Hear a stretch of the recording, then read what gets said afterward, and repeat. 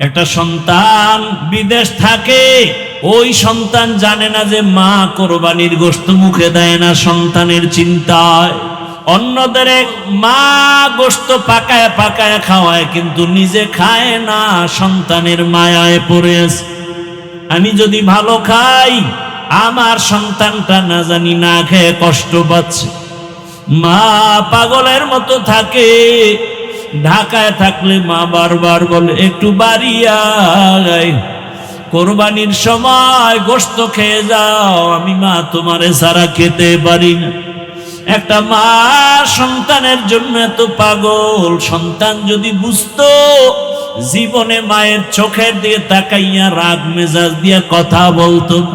ও আমার কলিজার যুবক, পায়ে হাত রেখে বলি, এমন রত্ন যদি থাকে হারায় না রে বাবা।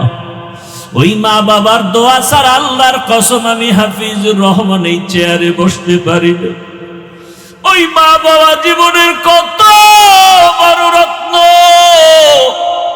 ওই মা বাবার দোয়ার কারণে আজকে তুমি টাকার মালিক, বাড়ি গাড়ির মালিক হয়েছো, সম্মানের চেয়ারের মালিক হয়েছো। ও আমার যুবক বাবারা, যারা মার সাথে বেয়াদবি করেছো, বাবার সাথে করেছো, গোপনে গিয়া মায়ের কাছে ক্ষমা চাইও, বাবার কাছে ক্ষমা চাইও। মা বাবার দোয়া সারা জীবন সফল হবে না, লেখাপড়াও হবে না, চরিত্র গঠন হবে না। আর যার মা দুনিয়ায় নাই, বাবাও দুনিয়ায় নাই, আল্লাহর কাছে মোনাজাত দিয়া কাঁদো, আর মাঝে মাঝে দোয়া করো। ওই মা বাবার নামে দান সৎকা করো, আর আল্লাহর কাছে ক্ষমা চাও, মা বাবার কবর জিয়ারত করো। ও আমার যুবক বাবারা, একটা মা সন্তানের জন্য কি পরিমাণ কষ্ট করে, সন্তান যদি জানতো, বুঝতো, চামড়া খুইলা মা বাবার চামড়ার জুতা বানায় দেওয়ার জন্য রেডি হয়ে যাইতো ঋণ আদায়ের জন্য। জীবনের মূল কষ্ট মায়ের প্রসব বেদনা, সাত আসমান সাত জমিন তখন মায়েরই মাথায়।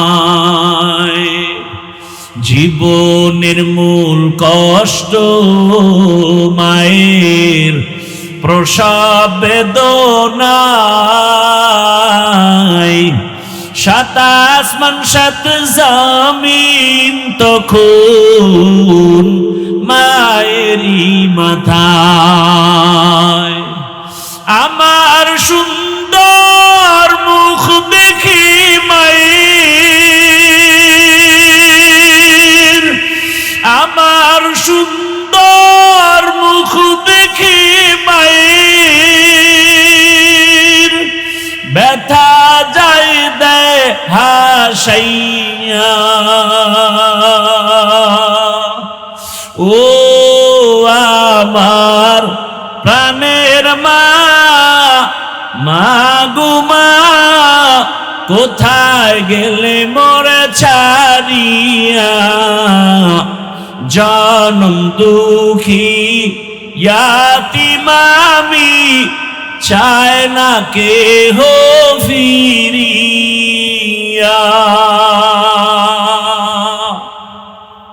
ও আমার যুবক বাবারা, পর্দার আড়ালের আম্মা জানেরা, বোনেরা, কয়দিন আর বাঁচবেন, মা বাবার সেবা করেন। ও ঘরের মা, আপনার বুড়া মা বাবা যদি থাকে, সেবা করবেন। অনেক মায়ের খবর এমন জানি, স্বামীর ঘরে যাওয়ার পরে আর মা বাবার খেদমত করে না, খবরও নেয় না।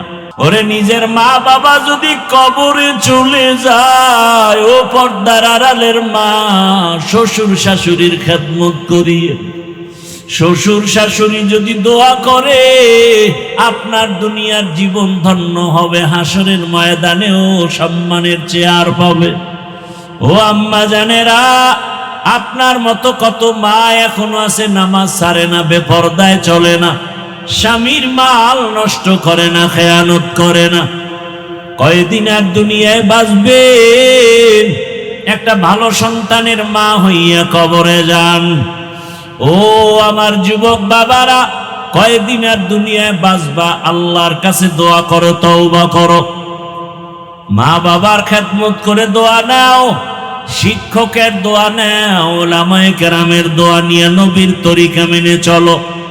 তোমার মতো কত যুবক এখনো আছে মা বাবার দোয়া নিয়ে চলে, শিক্ষকের দোয়া নিয়ে, ওলামায়ে কেরামের দোয়া নিয়ে চলে। স্কুলে পড়ে নামাজ ছাড়ে না, কলেজে পড়ে নামাজ বাদ দেয় না, চাকরি করে নামাজ বাদ দেয় না, ব্যবসা করে নামাজ বাদ দেয় না।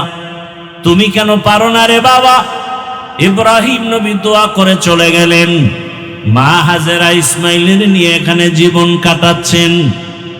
ও পর্দার আড়ালের আম্মা জান, হাজেরা আর ইসমাইলের রাইখে ইব্রাহিম নবী চলে গেলেন, কষ্টের জীবন শুরু হয়ে গেল।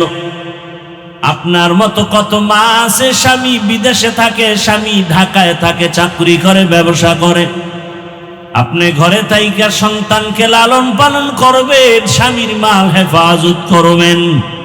মা হাজেরা আল্লাহর ভয়, ইসমাইলের লালন পালনের জন্য যতটুকু পানি ছিল শেষ হয়ে গেল। এক পর্যায়ে দুধও নাই, বাচ্চা ইসমাইলের দুধও দিতে পারে না, মুখে জিহ্বাটা দিয়ে দেয়, পানি নাই। মা পাগলের মতো হয়ে গেল সন্তানকে বাঁচাবার জন্য। একবার সাফা পাহাড়ে দৌড়ায়, একবার মারোয়া পাহাড়ে দৌড়ায় সন্তান ইসমাইলের পানির জন্য। আল্লাহর কাছে এই দৌড় এত পছন্দ হয়ে গেছে, আম্মা জান হাজেরা আলাইহা সালাম 7 বার চক্কর দিয়া সাফা মারোয়ায় দৌড়ালেন। আল্লাহ জিব্রাইলের বলে, সাক্ষী থাক, কিয়ামত পর্যন্ত হাজেরার এই স্মৃতি আমি ধরে রাখার জন্য আইন করে দিলাম। বাইতুল্লাহ যারা হজে যাবে, ওই হাজেরার জায়গা সাফা মারোয়ায় যদি হাজী সাহেবরা দৌড় না দেয়, আমি কোন হাজির হজ কবুল করব না। মা হাজেরা কান্না করে, ইসমাইলের মুখে পানি দেওয়ার জন্য কোথাও পানি পাওয়া যায় না।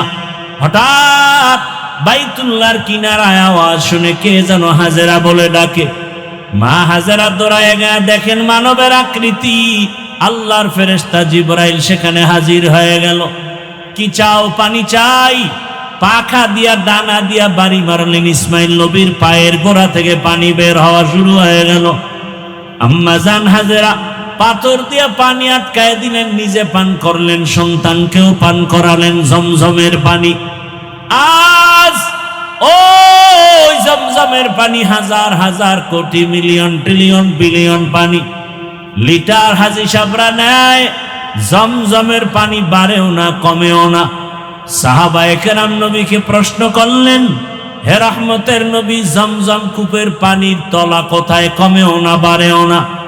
নবী বলেন, জমজম কূপের পানির সংযোগ হলো হাউজে কাউসারের সাথে। দুনিয়াতে এমন সুন্দর বিশুদ্ধ পানি নাই, যেই পানি পান করলে পিপাসার সাথে ক্ষুধাও নিবারণ হবে। একমাত্র জমজমের পানি, যে পানি পান করলে শুধু পিপাসা নিবারণ হয় না, ক্ষুধাও নিবারণ হয়। শুধু ক্ষুধা নিবারণ হয় না, কঠিন রোগ থেকে আল্লাহ তাকে মুক্তি দান করেন। পানি পান করলেন, স্বাভাবিক জীবনে ফিরে আসলো। ইসমাইল বড় হতে লাগলো।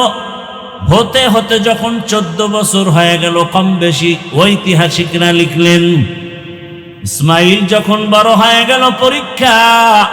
ইব্রাহিম নবী স্বপ্নে দেখতেছেন, আল্লাহ দেখাচ্ছেন, তোমার কলিজার আপন বস্তু তুমি কোরবানি করো, জবাই করো। এই স্বপ্ন 3 দিন দেখার পরে সিদ্ধান্ত নিলেন, আল্লাহর হুকুম বোধহয় ইসমাইলকে জবাই করার জন্য। বাবা হইয়া সন্তানকে জবাই করার জন্য ছুরি নিয়ে হাতে রেডি হয়ে গেলেন, জবাই করবে। আল্লাহ ডাইরেক্ট বলে নাই ইসমাইলের জবাই করো, আল্লাহ স্বপ্নে দেখাইছে তোমার আপন বস্তু তুমি জবাই করো। ইব্রাহিম নবী প্রথম দিন উট জবাই করলেন, দ্বিতীয় দিন উট জবাই করলেন, বুঝতে পারেন নাই। শেষ পর্যন্ত ইসমাইলের জবাই করার জন্য রওয়ানা।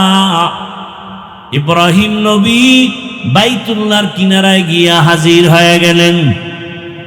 এখন তাকায় দেখে আরে যখন বাড়ি ছিল না, এখন বাড়ি ঘর, মানুষের অভাব নাই, কত বসতি, কত ফসল চলতেছে, বাড়ি ঘরের অভাব নাই। খুঁজতে খুঁজতে গিয়া নিজের ইসমাইলের ঘর খুঁজা হাজেরার ঘরে ডাকলেন, ইসমাইল কই?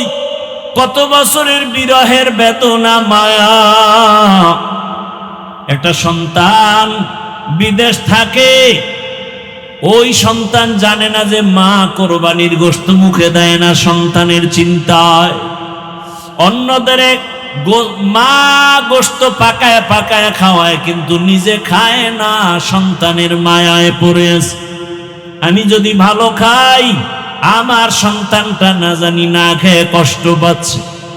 মা পাগলের মতো থাকে, ঢাকায় থাকলে মা বারবার বলে একটু বাড়ি আয়, কোরবানির সময় গোশত খেয়ে যাও, আমি মা তোমারে সারা খেতে পারি না।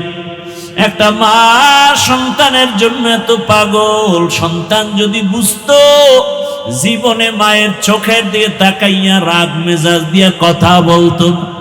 অথচ কত মায়ের কলিজায় ব্যথা, সন্তান মাকে কষ্ট দেয়, কথা শুনে না। ও আমার কলিজার যুবক বাবারা, ওই মায়ের দোয়া নিতে চাইলে বিনয়ের সাথে ক্ষমা চাইয়া তওবা করো। মা হাজেরা ঘরের মধ্যে ইসমাইল খেলতেছে, ইসমাইলের ঘরের মধ্যে নিয়া বহুদিনের বিরহের বেদনার কান্না, হাজেরার চোখে পানি, ইসমাইলের চোখে পানি, বাবার চোখে পানি। ইব্রাহিম নবী বলে, হাজেরা দেরি করা যাবে না, তাড়াতাড়ি রেডি করে দাও, ইসমাইলের নিয়ে মালিকের দাওয়াতে যাব। মা হাজেরা বুঝতে পারেন নাই, কোথায় জানি দাওয়াতে যাবে, দুনিয়ার কোন মালিক, দুনিয়ার কোন বাদশা দাওয়াত দিছে, আসল মালিক আল্লাহ দাওয়াত দিছে। ইব্রাহিম নবী হিকমতে কথা ঘুরায় বললেন, মা হাজেরা বুঝতে পারলেন না। সুন্দরভাবে সাজাইয়া গোসল করায় যখন ইসমাইলের বাবার হাতে তুলে দেয়, বাবা সামনে যায়, ইসমাইল পেছনে যায়। কোরবানির জায়গা বর্তমান মিনা বাজার, যখন এখন যেখানে কোরবানি, ইব্রাহিম ওখানেই দিলেন, ইসমাইলের ওখানে নিয়া এবার 14 বছরের সন্তান ইসমাইলের বাবা ডাক দিয়া কয়, ইয়া আবাতিফ ইয়া বুনাইয়া ইন্নী আরা ফিল মানামি আন্নী আযবাহুকা ফানজুর মাযা তারা। ও আমার কলিজার সন্তান, আমি স্বপ্ন দেখলাম তোমারে জবাই করতেছি, তোমার কি মতামত? দেরি নাই, সাথে সাথে ইসমাইল বলতেছে, ইয়া আবাতি ফাআল মা তুমার সাতাজিদুনি ইনশাআল্লাহু মিনাস সাবিরিন। ও বাবা, তাড়াতাড়ি স্বপ্নের কাজটা করে ফেলেন, ইনশাআল্লাহ ধৈর্য ধারণকারীদের মধ্যেই আমাকে পেয়ে যাবেন। ইসমাইল এই কথা বইলা, ইতিহাসবিদরা বলেন ইসমাইল এবার কান্না শুরু করছেন, হালকা, বেশি জোরে না। আবার যদি জবাই না হয়, আল্লাহর কাছে কি জবাব দিব? বিনয়ের সাথে একটু বললেন, কান্না জড়িত কণ্ঠে, বাবা, এই কথা যদি আমাকে বাড়িতে বলতে, আমার দুঃখিনী মা এত কষ্ট করে আমাকে বড় বানাইলেন, লালন পালন করলেন, আপনি ছিলেন না, ওই মায়ের কাছ থেকে একটু বিদায় নিয়ে আসতাম। যদি বাড়িতে বসে বলতেন, বলেন নাই, দুঃখ নাই, বাড়িতে যাওয়ার পরে যদি মা দেখি ইসমাইল নাই, মা পাগলের মতো হয়ে যাবে, ইসমাইল ইসমাইল বলি। আপনি আমার মাকে সালাম দিবেন আর সান্ত্বনা দিবেন। আমার মা যদি আমারে না দেখে কান্না করে, আপনি মায়ের সাথে রাগ করবেন না, আমার মাকে সান্ত্বনা দিয়ে বলবেন, ইসমাইল তোমারে সালাম পাঠাইছে, আর হাসরের ময়দানে তোমার সন্তানের সাথে মোলাকাত হয়ে যাবে জান্নাতে। আব্বা জান, আমারে জবাই করার জন্য উপর করে শোয়া দেন, আপনার চোখে রুমাল দিয়া বাঁধেন, কারণ জবাই করার সময় যদি মায়ার নজর লাগে, আর জবাই করতে পারবেন না রে বাবা। আমার হাতে পায়ে রশি দিয়া বাঁধেন, কারণ জবাই করার সময় যদি হাতে পায়ে নড়াচড়া লাগে আপনি সহ্য বেয়াদবি হবে, আল্লাহ রাগ করবে। ইসমাইল শুইয়া পড়লেন, ইব্রাহিম ছুরি নিয়া ইসমাইলকে জবাই করবে। আল্লাহ অর্ডার করলেন, ছুরি আমার ইসমাইলের একটা পশমের যেন কোনো ক্ষতি না হয়। ইব্রাহিম নবী ছুরি চালালেন, বিসমিল্লাহ আল্লাহু আকবার বলে ইসমাইলের গলা কাটে না। ইসমাইলের উঠাইয়া দ্বিতীয়বার আবার পরীক্ষার জন্য পাথরে আঘাত করলেন, দেখে পাথর টুকরো হয়ে গেল। এইবার সিদ্ধান্ত নিলেন, ইসমাইল শুইয়া পড়ো, রক্ত হাতে না লাগা পর্যন্ত তোমাকে আমি ছুরি চালানো বন্ধ করব না। কেমন বাবা, কেমন সন্তান, আল্লাহর হুকুমের জন্য নিজেদেরকে বিলীন করে দিলেন। এমন মা, এমন বাবা, এমন সন্তান দুনিয়াতে পাওয়া বড় কঠিন। আজকে অনেক বাবা নামাজ পড়ে, সন্তানটা নামাজ পড়ে কিনা খবর নাই। আবার অনেক সময় দেখি সন্তান নামাজ পড়ে, বাবায় নামাজের খবর নেয় না। সন্তান দাড়ি রাখতে চায়, বাবা দাড়ি রাখাটারে পছন্দ করে না। ও মা, ও বাবারা, এমন সন্তান দুনিয়াতে কেন নিলেন যে সন্তান দিনের পথে চলবে না? এখনো সময় আছে, তওবা করেন। ইব্রাহিম নবীর মতো বুড়া বাবারাও তৈরি হয়ে যান। জীবনে গুনাহ করবেন না, দাড়ি কাটবেন না, আল্লাহর হুকুম নবীর তরিকা মেনে চলবেন, ওলামায়ে কেরামের দোয়া নিয়ে চলবেন। মা বোনদের বলবো, হাজেরা আলাইহিস সালামের মতো একজন ত্যাগী মা হয়ে যান।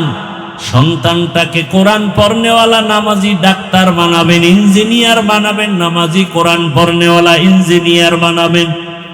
সন্তানটারে জেনারেল লাইনে পড়াবেন, আগে কোরআন পড়ায়া নামাজি বানায়া দেন, ডাক্তার হলো জীবন ধন্য। সন্তানটা ইঞ্জিনিয়ার হলেও জীবন ধন্য, ওসিডিসি হবে জীবন ধন্য, এমপি হবে জীবন ধন্য। এরে আম্মা জান আর যুবকদের বলবো, রে যুবক, ইসমাইল নবীর মতো আল্লাহর মোহাব্বতের ত্যাগী হয়ে যাও আর আল্লাহর কাছে তওবা করো। জীবনে কত দাড়ি কাটলা, বেপরদায় চললা, মোবাইল চালায় গুনাহ করলা। আজকে থেকে তওবা করো, মরিয়া গেলে আর দাড়ি কাটবা না, নামাজ ছাড়বা না, মোবাইলে গুনাহ করবা না। মা বাবার দোয়া নিয়া, শিক্ষকের দোয়া নিয়া, উলামায়ে কেরামের দোয়া নিয়া, নবীজির আদর্শ মেনে চলবা। তওবা করার মতো যদি নিয়ত হয়, দুটো হাত আমার আল্লাহকে দেখায় দাও।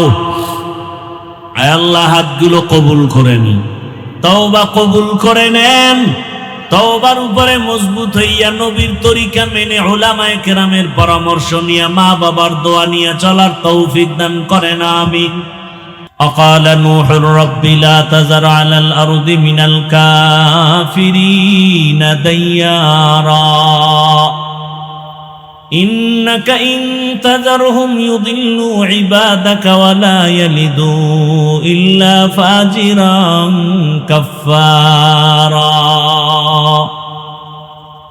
رب اغفر لي ولوالدي ولمن دخل بيتي مؤمنا وللمؤمنين والمؤمنات ولا تزد الظالمين إلا تبارا দোয়া কবুল হয়ে গেছে। আল্লাহ বলেন, পয়গম্বর নূহ, দেরি নাই, তোমার দোয়া কবুল হয়ে গেল, একটারও বাঁচায় রাখবো না। জমিনের মধ্যে তুফান আসবে, তুফান, তবে তুমি এবং তোমার 950 বছরের দাওয়াতে যারা কালেমা পড়লো, এদেরকে যদি বাঁচাতে চাও, তুমি একটা কিস্তি বানাও। কি বানাও? কিস্তি। কি বানাও? কিস্তি মানে কি? যারা নৌকা বলছেন এরা সব আওয়ামী লীগ, সব আওয়ামী লীগ। আল্লাহ বললেন কিস্তি বানাও এত বড় যে ওই কিস্তিতে তোমার 40 জন সহ ভিন্ন পশু পাখি এক জোড়া হাতি, এক জোড়া গরু, এক জোড়া ভেড়া, এক জোড়া বকরি, এইভাবে এক জোড়া মাছ, সব দুনিয়াতে এমন কি নৌকা আছে যে এক জোড়া হাতি নিয়ে 40 জন উঠলে এটা চলবে? 20 জন উঠলেই তো নৌকা ডুবে যায়। কথা বলেন না? তাহলে কিস্তির মানি নৌকা বলাটা এটা চরম একটা ভুল ব্যাখ্যা।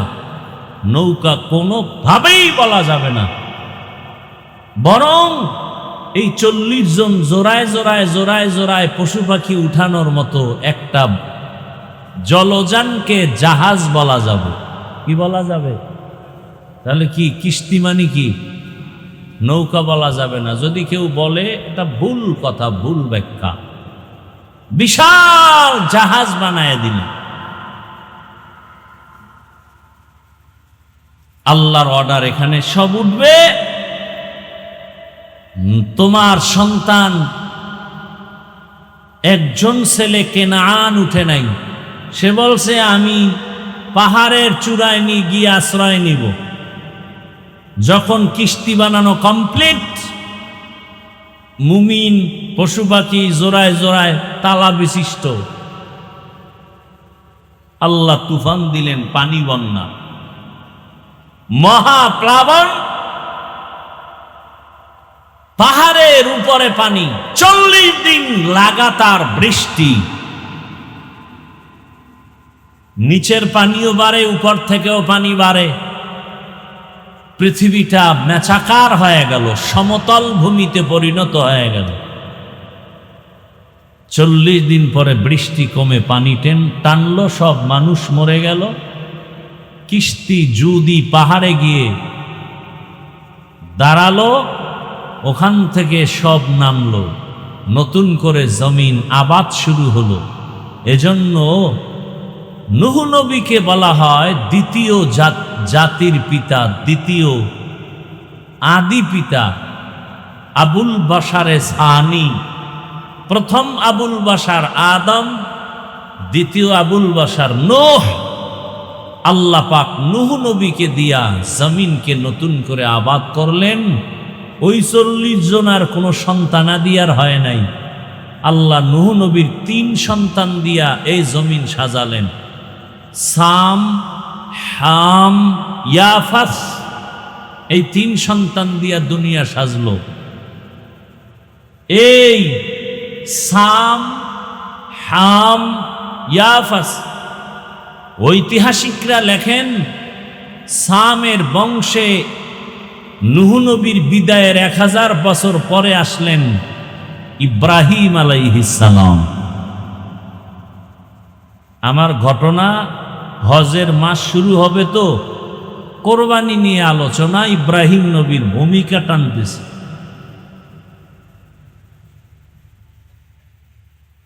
এই নূহ নবীর 3 সন্তানরা মিলে ওই সময় একটা শহর আবাদ করে শহর বানালো, বর্তমান ইরাকের অন্তর্গত। সেই শহরের নাম কোরআনের ভাষায় শহরে বাবেল। সেই শহরে কোনো এক সময় জন্ম নিল নমরুদ নামের বেঈমান। বড় হয়ে নিল, ক্ষমতা নিয়ে করলো জুলুম। জুলুমের এক পর্যায়ে নমরুদ্দা স্বপ্ন দেখে একটা আগুন উঠে পুরা বাবেলকে জ্বালায়া ছাই করে দিতেছে। কান্না করে ভয়ে উঠা গণকদের ডাকে, কি দেখলাম? গণকরা বলে তোমার শনি দেখছো, শনি। বলে তা কি? বলে এক পুত্র সন্তান আসবে, তোমার খোদাগিরি সব ধ্বংস করে দিবে। সেই সন্তানকে কে?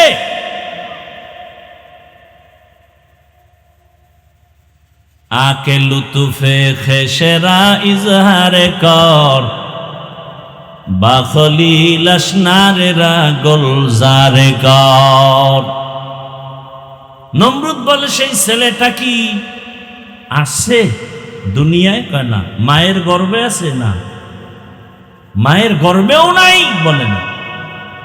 নতুন করে নমরুদ আইন জারি করলো, স্বামী স্ত্রী এক জায়গায় হতে পারবে না, হতে পারলেও সন্তান নিতে পারবে না, নিলেও পুত্র হতে পারবে না, হলেও হত্যা করো। এর নাম বার্থ কন্ট্রোল, জন্ম নিয়ন্ত্রণ। জন্ম নিয়ন্ত্রণ ইসলামে হারাম। জন্ম নিয়ন্ত্রণের ট্যাবলেট আবিষ্কার করেছে বেঈমানেরা, খায় মুসলমানেরা। খবরও নেই, অনেকের চান্দি গরম হয়ে যাইতেছে। জন্ম নিয়ন্ত্রণের আইন, জন্ম নিয়ন্ত্রণের ট্যাবলেট, বড়ি আবিষ্কার করেছে বিধর্মীরা। আর এগুলো সেবন করে কারা? বেঈমানেরা। কেন করে না? ওদের বউ বেশি, সন্তান বেশি। মুসলমানের উপরে কেন? উদ্দেশ্য মুসলমানের সংখ্যা কমানো। বুঝলো না আমার দেশের জাতি, না বুঝে উল্টা হুজুরের গালি দেয়। আর সাইনবোর্ড লিখে দিছে ছেলে হোক মেয়ে হোক দুটোর বেশি নয়, একটা হলে ভালো হয়। আমি বলি আর এক লাইন বাড়ায় লেখো, না হইলে আরো ভালো। একজন শিক্ষিত মানুষও ভালো করে বলতে পারবে না এই জন্ম নিয়ন্ত্রণের কারণ কি। জন্ম নিয়ন্ত্রণের প্রবক্তাদের স্লোগান হলো, জন্ম নিয়ন্ত্রণ না হলে দুই সমস্যায় পড়ে যাবে গোটা জাতি। এক, জায়গা কম থাকবে কই, দুই, খানা কম খাবে কি। আল্লাহ কয় এই নিমক হারাম, দোনোটার চাবি আমি আল্লাহর হাতে। মানুষ বানাবো আমি, থাকার জায়গার ব্যবস্থাও করব আমি, খানার ব্যবস্থাও করব আমি। গর্তের পিপিলিকার খানা কে দেন? না সরকার দেয়? নদীর মধ্যে আপনাদের সমুদ্রে কোটি কোটি মাছ, বড় বড় বড় বড় তিমি আছে না নাই? কে খাওয়ায়? এক একটা নীল তিমির প্রতিদিনের খাদ্য তালিকা 1000 কেজি চিংড়ি মাছ।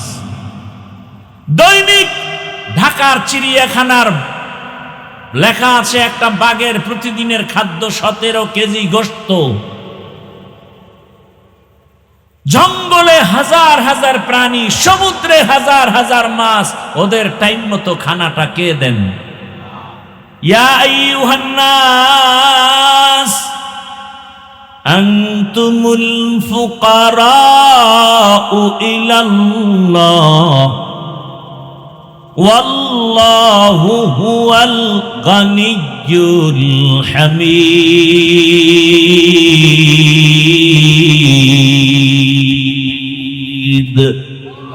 गर तवक्कुल मी कुनिहार सुबह शाम मीरा सानद रिस्क तू अजला मकाम जुज़बा हक़ची जे मखाज इंसो जा फजले उ आमस्त दर जुमला जहा।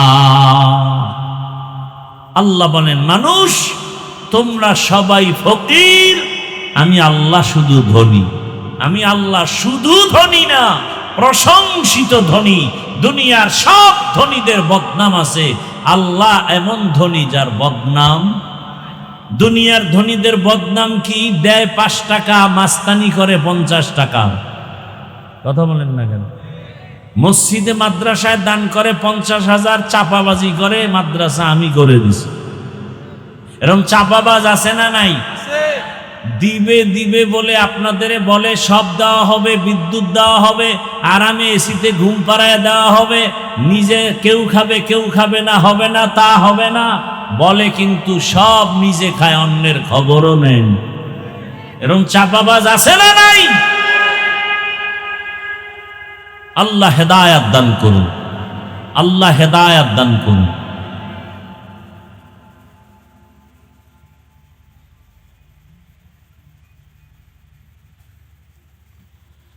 হায় হায়, জঙ্গলের প্রাণীর খানা আল্লাহ দেন, নদীর মাছের খানা আল্লাহ দেন, গর্তের পিপিলিকার খানা আল্লাহ দেন, উড়ন্ত পাখির পেট ভরায় খানা কে দেন? ওরা দামি না আমরা দামি? তা আমাদের খানা তো ঘরের দরজায় আসবে, বালিশের কিনারায় আসবে।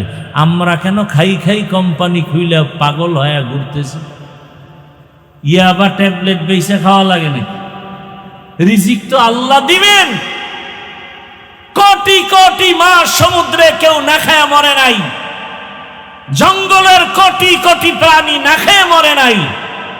টেকনাফের মানুষ ইয়াবার মতো সরকারি আইনের অবৈধ জিনিসের ব্যবসা করতে হবে কেন? সুদের টাকায় ব্যবসা করতে হবে কেন?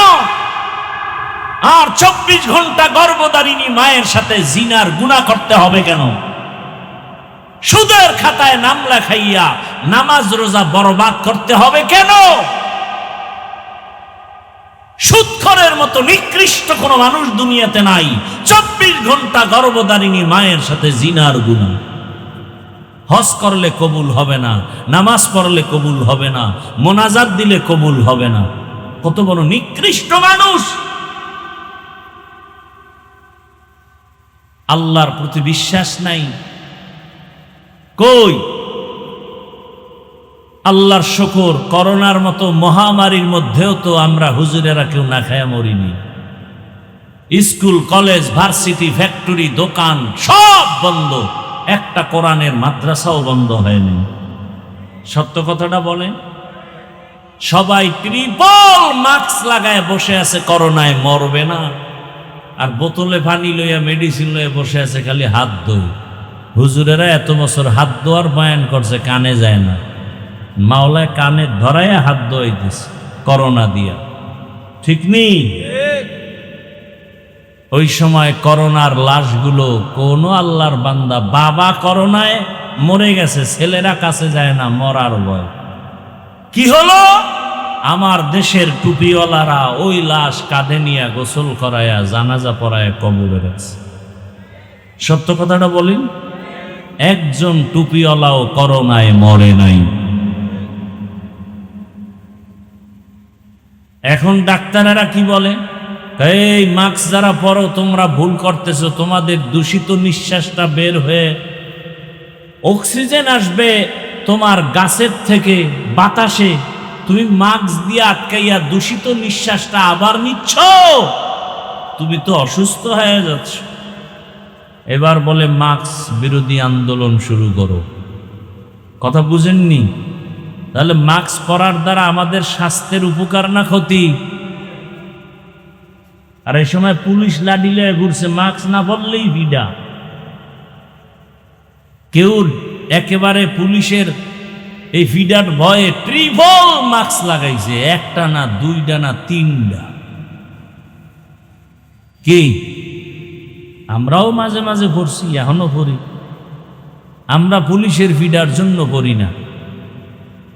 আমাদের পড়ার অনেকগুলো কারণ, এর মধ্যে একটা ধুলাবালু। এরপরে বিশেষ করে আমি পড়ি ডাইনে বামে বিড়ির গন্ধে নামাজেও দাঁড়ানো যায় না। এরম বিড়ির গন্ধওয়ালা আছে না নাই? দাঁত ব্রাশ করার সময় পায় না, জামা কাপড় ধোয়ার টাইম পায় না, ব্যস্ত।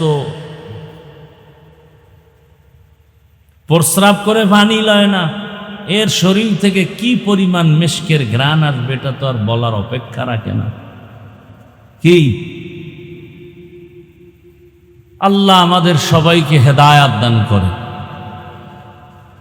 নমরুদ স্বপ্ন দেখে আইন জারি করলো, ইব্রাহিম নামের পুত্র সন্তান আসতে পারবে না, এক কথায় ছেলে হলেই মেরে ফেলো।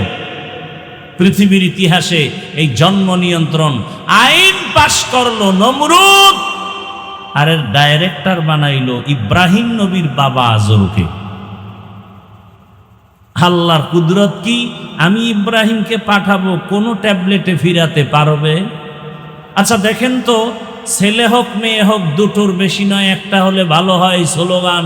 আর জন্ম নিয়ন্ত্রণের ট্যাবলেট যেদিন থেকে শুরু হয়ে গেছে, এখানে বহু শিক্ষিত মানুষ আমাকে আল্লাহর রাস্তে বলবেন, আমি কাউকে আঘাত করতে চাই না, কারণ আমরা মুসলমান, আমাদের ঈমানকে বাঁচাবার জন্য বলছি। বলুন তো, আমাদের দেশে এই জন্ম নিয়ন্ত্রণের কারণে 10 বছর আগের তুলনায় বর্তমানে জনসংখ্যা কম না বেশি? তো ট্যাবলেট কই? সব চাইয়ের কল্পনার চাকরিজীবীরা মানুষের সামনে সেবা দিচ্ছে জন্মকে কন্ট্রোল করার জন্য।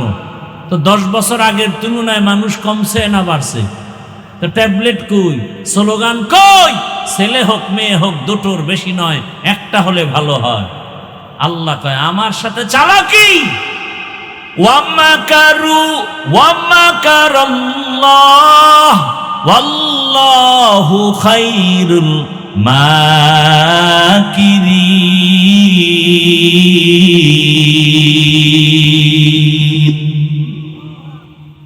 তুমি কত বড় চালাক! তুমি যেদিন থেকে আইন করছো, স্লোগান দিছো ছেলে মেয়ে দুটোর বেশি নয়, ওদিন থেকে আল্লাহ একসাথে 4 সন্তান, একসাথে 6 সন্তান কি বানায় বলতেছি। ওই 6 সন্তানও বেঁচে আছে, মাও বেঁচে আছে, কেউ অসুস্থ নাই। 2 সন্তানের বাবা মা গরিব এমন আছে না নাই? 10 সন্তানের মা বাবা ধনী আছে না নাই? তাহলে জনসংখ্যা বাড়লে মানুষ খাবে কি, থাকবে কই? মুরব্বীরা একটু আমাকে সহযোগিতা করেন। 1% জায়গায় 50 বছর আগে যে পরিমাণ ধান হইতো, বর্তমানে ওই একই 1% জায়গায় ধান কম না বেশি? বলেন, সত্যটা বলেন। বাড়াইছে সরকার? হ্যাঁ, কে বাড়াইছেন? আগে একটা পেয়ারা খাইলেও টের পাওয়া যাইত না, আর এখন 10টা খাইলেও অনুভব করা যেত না। আর এখন একটা পেয়ারা এত বড়, একজনে খেতে পারিনি। এই রিজিক কে বাড়াইলেন? পদ্মা নদী, যমুনা নদীর মধ্যে চর ফালাইয়া মানুষের থাকার জায়গা বাড়াইলেন কে? লিল্লাহি মুলকুস সামাওয়াতি ওয়াল আরদ ইয়াখলুকু মা ইয়াশাউ ইনাসাও ওয়া ইয়াহাবু লিমান ইয়াশাউ আয-যুকুর আও ইউযাওয়িজুহুম যুকরানা ওয়া ইনাসা وَيَجْعَلُ مَن يَشَاءُ عَقِيمًا إِنَّهُ عَلِيمٌ قدير।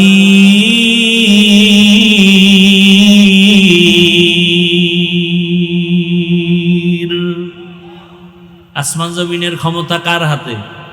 বলেন, সব ক্ষমতার মালিক কে? যদি কেউ বলে সব ক্ষমতার মালিক জনগণ, কুফরি। আল্লাহর কোরআনের সাথে বৃদ্ধাঙ্গুলি প্রদর্শন করা। সকল ক্ষমতার মালিককে। আল্লাহ বলেন, আমি কাউকে ছেলে দেই, কাউকে মেয়ে দেই, কাউকে দোনোটা দেই, কাউকে কোনোটাই দেই না। ক্ষমতা কার? কাদের কুদরত দারি বর কামাল আন্তা রব্বি আন্তা হাসবি যুল জালাল তুহি কাদের জলিলুল্লাহ জাহাদার বহর হালে তুহি মেরা নিগাহদার। আল্লাহ কয় আমি ইব্রাহিম রে পাঠাবো, নমরুদকে আসতে দিব না। কাঠটা টিকবে? টিকলো কাঠটা? আল্লাহটাই। ডাইরেক্টরের ঘরে আল্লাহ ইব্রাহিম রে পাঠায় দিলেন। মা গোপনে গোপনে রাইখা ইব্রাহিম রে বড় বানালেন। ইব্রাহিম নবী বড় হইয়া তাওহীদের পরিচয় পাইয়া আল্লাহর পথে দাওয়াত দিলেন। আর আব্বাকে বললেন, ও বাবা, তুমি এমন খোদার অনুসরণ করো যাদের তোমরা নিজের হাতে বানাইছো। বানাইয়া সামনে ফলমূল দাও, ফল খাবে দূরের কথা, মশাও তাড়াইতে পারে না। এমন খোদার অনুসরণ কেন করো? তোমারে আমারে যিনি বানাইছেন সে আল্লাহর ইবাদতের দিকে আগায়া যাও।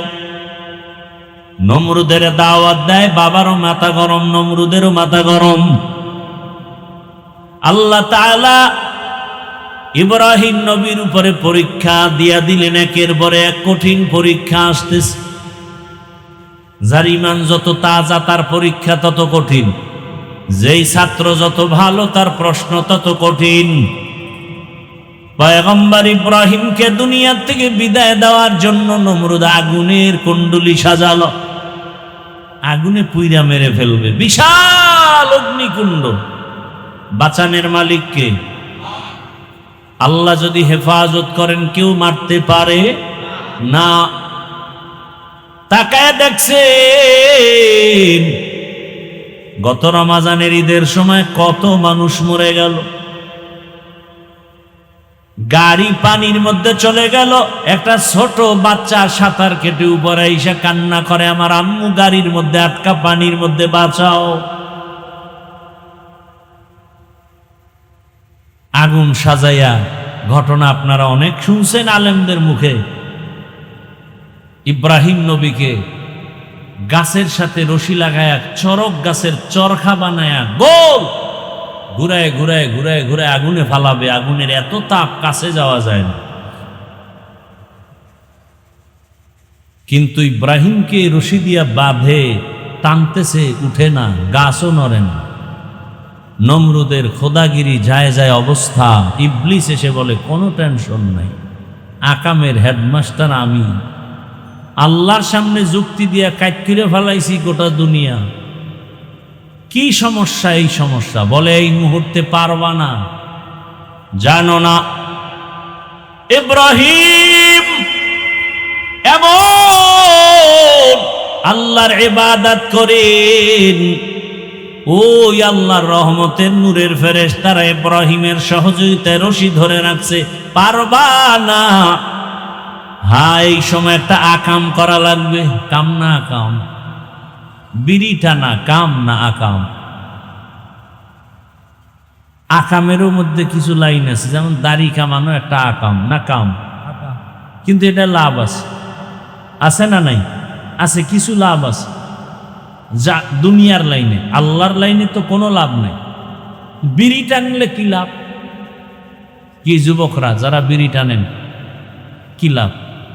চেহারা সুন্দর, একশোরায় কয় একটা লাভ আছে, বাথরুম ক্লিয়ার। কষ্ট হইতেছে আপনাদের? এই যত কষ্ট মানসিক না, শারীরিক একটু কষ্ট গরমে, শুধু এই প্যান্ডেলের কারণে। এই গরমে এই এত টাকা খরচ করার কি দরকার ছিল? এগুলি শুধুই অনর্থক করা হয়েছে। বাঁশ দিয়া বাতি লাগাই দিত, আর খোলা মাঠে বয়ান চলতো, সবাই একটু বাতাস পাইত। আবার এদিক ডালে গাইছে আরো খাস পর্দা। টাকা আছে, কি করবে? কেউ যদি বুদ্ধি দেয় বলবে না না না, এটা অজের তো কোনো একটা রৌনকই আসবে না। অথচ খোলা মাঠে বয়ান করলে এটা রৌনক আরো বেশি হয়। যাই হোক, আর একটু সময় নেই। কি দিবেন না উঠে যাবেন? আর একটু সময় দিবেন, আল্লাহ কবুল করেন। ইবলিস কি কইল? এই মুহূর্তে একটা আকাম করতে হবে। কি?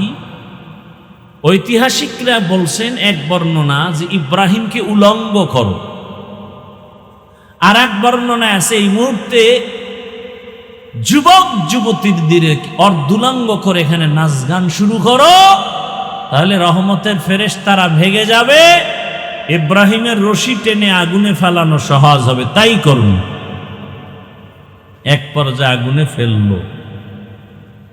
আল্লাহ অর্ডার করে দিলেন, কুলনা ইয়া নারু কুনি বারদাও ওয়া সালামান আলা ইব্রাহিম, কে লুতুফে খেশরা ইজহার কর, বা খলিল আসনারে গুলজার কর। আল্লাহর আদেশ যখন আসছে, নমরুদ কয়, এই আগুন, ইব্রাহিম রে জ্বালাও না কেন? আগুনের জবান খুলে গেল। আগুন বলে, তুমিও যার গোলাম, আমিও তার গোলাম। তুমি আমাকে তোমার গোলাম, তার আমি না। তুমি আমাকে বলো জ্বালাইতে পারি না কেন? আমার মালিক বলে, খবরদার ইব্রাহিমের একটা পশম যেন না জ্বলে। আল্লাহ নোটিশ জারি করে দিলেন, ঠান্ডা হও। মুফাসসিরিনে কেরাম বলেন, শুধু ইব্রাহিমের আগুন ঠান্ডা হয় না, দুনিয়াতে ওই টাইমে যত আগুন ছিল সব ঠান্ডা হয়ে গেছে। তবে ঠান্ডাটা হয়েছিল সালামান শান্তিদায়ক ঠান্ডা, কষ্টদায়ক ঠান্ডা। অনেক ঠান্ডা আছে কষ্টদায়ক, আর এটা শান্তিদায়ক ঠান্ডা। আমি কিন্তু অনেক সংক্ষেপে নিয়ে আসছি। এবার ইব্রাহিম আগুন থেকে বের হবেন, বের হয়ে আর থাকবেন না। এবার হিজরতের নিয়ত করলেন। ওই আমার তেলাওয়াতকৃত আয়াত এখান থেকে শুরু। ইব্রাহিম বললেন, ইন্নী যাহিবুন ইলা রাব্বি সাইয়াহদিন। আর থাকবো না, আমি আমার রবের দিকে যাব, রব আমাকে রাস্তা দেখাবেন। ইব্রাহিম নবী রাওয়ানা ফিলিস্তিনের দিকে চলে যাবেন। সাথে তার বিবি বিশ্ব সুন্দরী সারা আর একজন তার ভাতিজা, একজন নবী। এই তিনজন সফর মিশরের উপর দিয়া যাচ্ছে। সেখানের জালেম বাদশাহ খবর পেয়েছে বিশ্ব সুন্দরী সারা। গোয়েন্দা বিভাগের লোকেরা যখন বলে দিল, এইবার আটকায় দিল। পৃথিবীতে মুসলমানকে ধ্বংস করার যত রাস্তা আছে এর মধ্যে বড় একটা রাস্তা বেপর্দা। কি বেপর্দা? পর্দা তো নাই, পর্দার ওয়াজও নাই। আর থাকবে কেমন? আমি হুজুরেই যদি মহিলা নিয়ে এক টেবিলে বৈশা নাস্তা খাই, তে পর্দার ওয়াজ করবে কে? কি ভাই? শহরে বাজারে দেখো নারীদের ঢল, পর্দাবিহীন তারা করে ঝলমল। অন্যকে তার দিকে আশেক বানায়, দেশটা আজি ধ্বংস নারীর বেপরদায়। সবার মুখে একই আওয়াজ, হায় হায় হায়। বেপরদার কারণে সব ধ্বংস। মোবাইলে নারীর ছবি দেখা যুবক পাগল, বয়স হওয়ার আগেই কয় বিয়া করায় দাও। না করেন আমি নিজে নিজে বিয়ে পাশ করার আগে বিয়া পাশ করে ফেলবো। বিয়ে পাশ করার আগে বিয়া পাশ করে ফেলবো। বাপ মায়ের জিজ্ঞাসাও করা লাগে না। মেয়ের অভাব নাই, আর আমগো দেশটাও তো সেই আইনে চলে। 18 বছরের আগে বাল্য বিবাহ বন্ধ। বাল্য বিবাহ চলবে না। বলে তো কি চলবে? বলে আকাম চলবে, আকাম। কথা বলেন, বিবাহ চলবে না, কি চলবে? এর উপরে আবার কত বয়ান। অথচ আম্মা জান আয়েশা রাদিয়াল্লাহু আনহার 6 বছরে রসুলের সাথে বিয়া। 9 বছরে আম্মা জান রসুলের ঘরে গেলেন। আম্মা জানের যখন মাত্র 18 বছর, রহমতের নবী জমিন থেকে বিদায় নিয়ে চলে গেলেন। হিসাবটা বুঝে থাকলে বলেন, আম্মা জান নবীজির ঘর করলেন কত বছর? কথা কন, নাইল সাইডে দেব কিন্তু।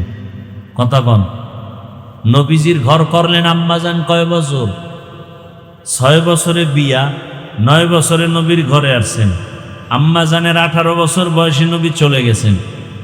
আম্মা জান নবীর ঘরে থাকলেন কতদিন? কতদিন? মাত্র 9 বছর। আর আমার দেশে 18 বছরের আগে আমার বোনের বিয়াই হয় না। আর বিয়ার দরকার কি? বিয়া কইরা যা হবে এটা তো মোবাইলে হয়ে যায়, বিয়ার আগে হয়ে যায়। সত্য কথাটা বলেন না কেন? সমাজ ধ্বংস হয়ে গেছে, কোন মানুষ মুখ খোলে না। বাবা সন্তানের কাছে জিম্মি, মেয়েকে বলতে পারে না মা ওড়নাটা টেনে পড়ো। মেয়ে যদি মামলা করে আমার বাবা আমার উপরে জোর করে পর্দা করতে চায়, সাথে সাথে মামলায় বাবাকে ফাঁসায় দিবে। খবর আছে আপনাদের? আল্লাহ হেদায়াত দান করুন। রাগ করতেছেন আপনারা? আমরা এই সঠিক কথাগুলো আপনাদেরকে সতর্কমূলক না বললে কে বলবে? বলনেওয়ালা আলেমও তো কমে যাচ্ছে। ক্ষমতার চেয়ার পাওয়ার লোভে হক কথা বন্ধ। গোপনে গোপনে টাকা পাওয়ার লোভে হুজুর মাওলানা হক কথা বলে না। ব্যবসা ঠিক রাখার জন্য হক কথাটা বলে না। আছে না নাই? আপনাদের লাইন তো বাদ, হুজুর গো লাইনের কথা কইতেছে। এজন্য 1500 বছর আগে নবী বলছেন, আলেম কিন্তু দেখলে দৌড়ায়ও না। দুনিয়াতে যেমন সব থেকে ভালো থাকবে একদল আলেম, আবার সব থেকে খারাপ থাকবে, সব থেকে খারাপ একদল আলেম। নবীর কথা, আলা ইন্না শাররাশ শাররি শিরারুল উলামা ওয়া ইন্না খায়রাল খায়রি খিয়ারুল উলামা। ভালোর ভালো আউলামা, খারাপের খারাপও।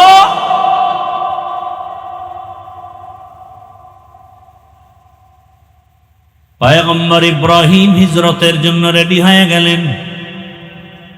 ওই জালেম মিশরের বাদশাহ খবর পাইয়া সারাকে নিয়ে গেল জোর জুলুম করে। পয়গম্বর ইব্রাহিম আল্লাহর কাছে বলেন, হে মালিক, আমার স্ত্রীর উপরে ইজ্জত নষ্ট করবে, আমি কেমনে সহ্য করি? আল্লাহ কয়, ভয় নাই, আমি তোর অন্তর চোখ খুলে দিব। জালেম তার সামনে নিয়ে তোমার বিবির সাথে যা করবে, তুমি এখানে বসে অন্তর চক্ষু দিয়া সব দেখবা। জালেম সুন্দরী দেখা পাগল হয়ে গেছে। যখন হাতটা বাড়াইতে চাইল, সাথে সাথে হাতটা বাঁকা হয়ে গেল। এইভাবে তিনবার। শেষবারের মতো কয়, এই মহিলা, তোমার মধ্যে এমন কি পাওয়ার যে আমি হাত বাড়াইলে বাঁকা হয়ে যায়? জবান বন্ধ, তুমি আবার দোয়া করছো আমার হাত ভালো, এই পাওয়ার কি? আমার পাওয়ার নাই তো। আমি এতটুকু পাওয়ার আছে যে আমি একজন নবীর স্ত্রী। তাই বলে, হ্যাঁ, কে সে নবী? ইব্রাহিম। কোথায়? গাছতলায়। লোক পাঠালেন, ডেকে আনলেন, সম্মানের সাথে ক্ষমা চাইলেন, মেহমানদারি করাইয়া। জানতে চাইলেন, বিশ্ব সুন্দরী পাইলেন, সন্তান কয়টা পেয়েছেন? এই বুড়া বয়সে কয় একটাও পাই নেই। খাদেমা হাজেরা নামের মেয়েটাকে হাদিয়া দিলেন। বিবি সারার অনুমতি সাপেক্ষে বিবাহ করে ফেললেন পয়গম্বর ইব্রাহিম। বিবাহ করার পরে দোয়া করলেন, রব্বি হাবলি মিনাস সলিহিন, ও দয়ার মালিক, নেককার একটা সন্তান আমাকে দাও। আল্লাহ কয়, আমার কাছে চাইলে আমি ফিরাই না।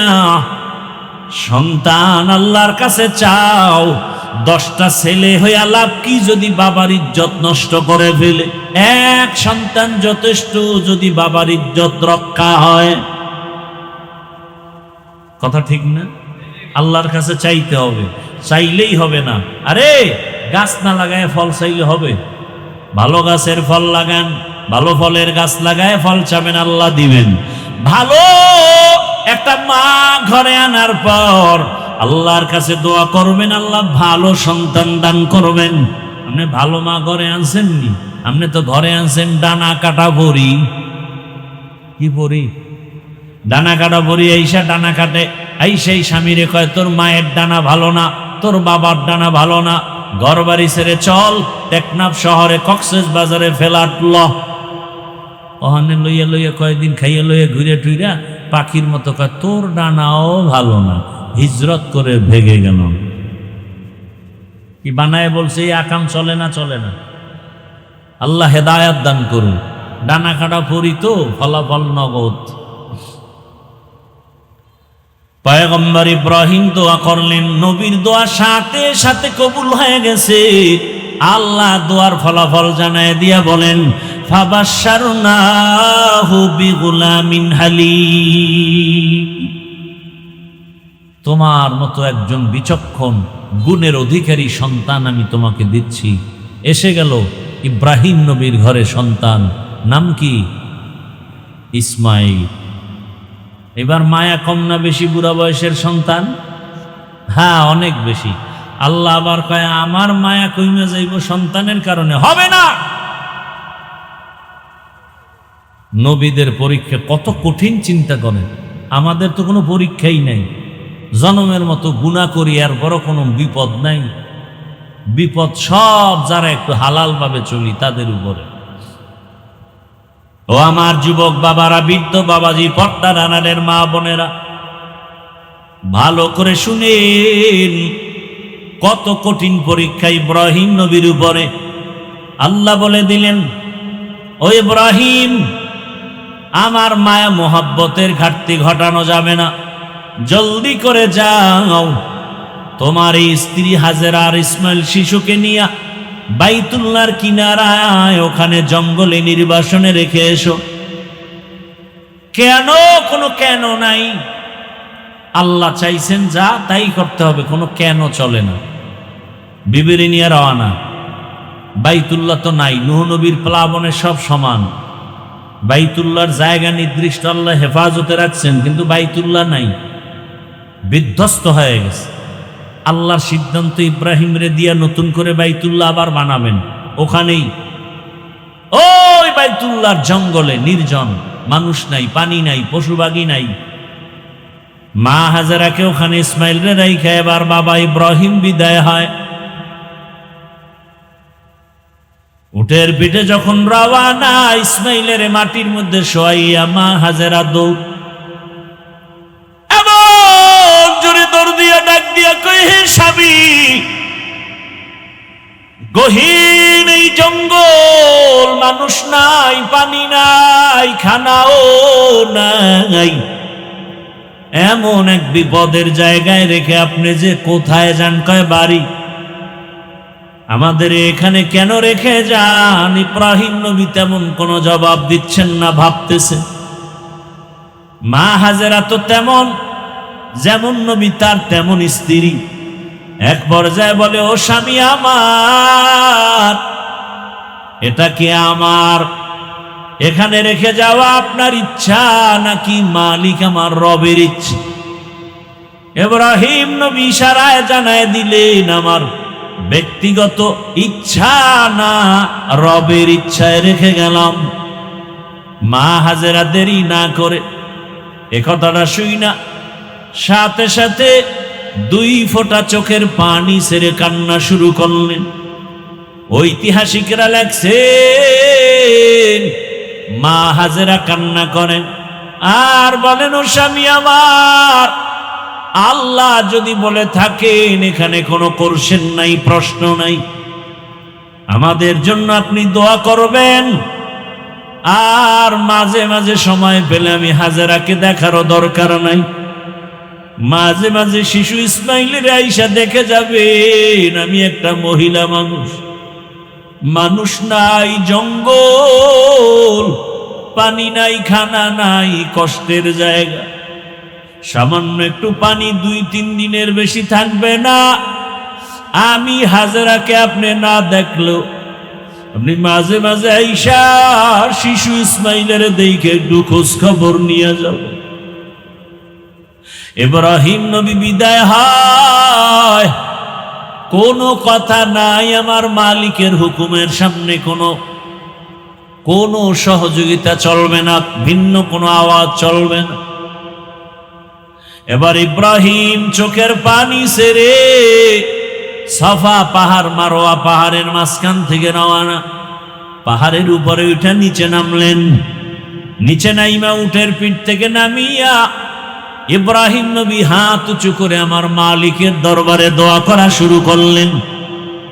এমন জায়গায় বসে নির্জনে দোয়া করেন যেখানে সন্তানও নাই, হাজেরাও নাই। হাজেরা পাহাড়ের ওই পার্শ্বে। আল্লাহ দোয়ার কথা কোরআনে বলছেন, ইব্রাহিম দোয়া করেন, রব্বানা ইন্নী আসকানতু মিন যুররিয়্যাতি বিওয়াদিন গায়রি যী যারইন ইনদা বাইতিকাল মুহাররম রব্বানা লিয়ুকিমুস সালাতা ফাজআল আফইদাতাম মিনান নাসি তাহওয়ি ইলাইহিম ওয়ারযুকহুম মিনাস সামারাতি রিজকান লাকুম। ইব্রাহিম নবী দোয়া করলেন, হে মালিক, আমার জীবনের শেষ ভাগের সন্তান, আমার আদরের বিবিরে তোমার হুকুমে এখানে রেখে যাই, তোমার কাছে দোয়া করি, হে মালিক, কুদরতে তুমি রিজিকের ব্যবস্থা করে দাও, ফলের মাধ্যমে তোমার শুকর আদায় করবে। ও দয়ার মালিক, নামাজ আদায় করবে, খানার আয়োজন করে দাও, ফলের মাধ্যমে বাসস্থানের ব্যবস্থা করে দাও। ইব্রাহিম নবী বিনয়ের সাথে কান্না করে করে দোয়া করলেন। সন্তানের মায়া বুড়া বয়সে সহ্য করা যায় না। ও আমার কলিজার যুবক, এমন একটা বয়ান নাই যেখানে মা বাবারা কান্না করে না, অভিযোগ করে না, সন্তান মা বাবার কথা মতো চলে না।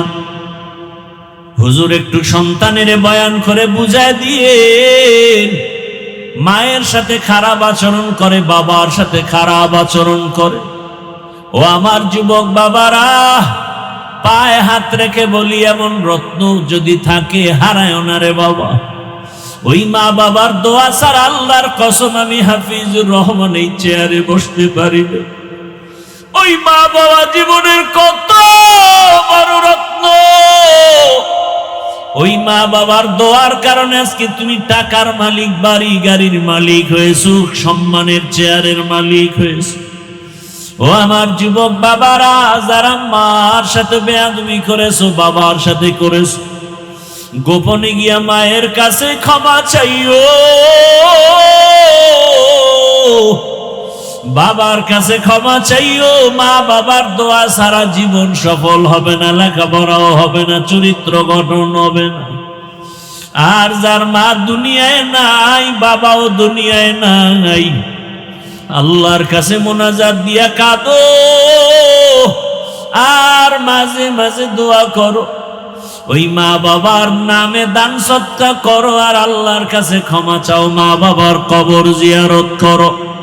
ও আমার যুবক বাবারা, একটা মা সন্তানের জন্য কি পরিমাণ কষ্ট করে, সন্তান যদি জানতো, বুঝতো।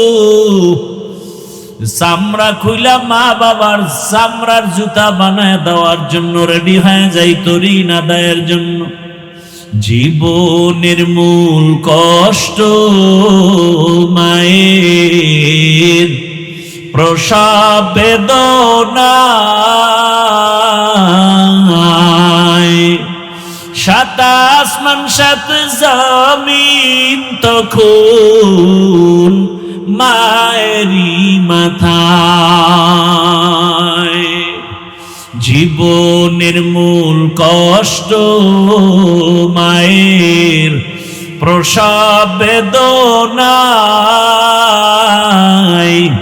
সাত আসমান সাত জমিন তখন মায়েরই মাথায়। আমার সুন্দর মুখ দেখি মায়ের, আমার সুন্দর মুখ দেখি মায়ের, ব্যথা যাই দেয় হাসাইয়া।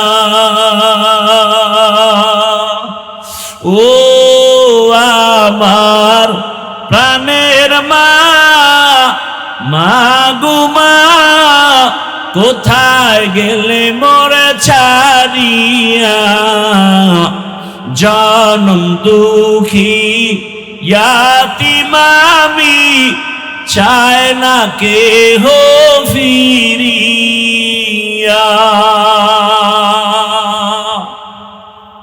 ও আমার যুবক বাবারা, পর্দার আড়ালের আম্মা জানেরা, বোনেরা, কয়দিন আর বাঁচবেন? মা বাবার সেবা করেন।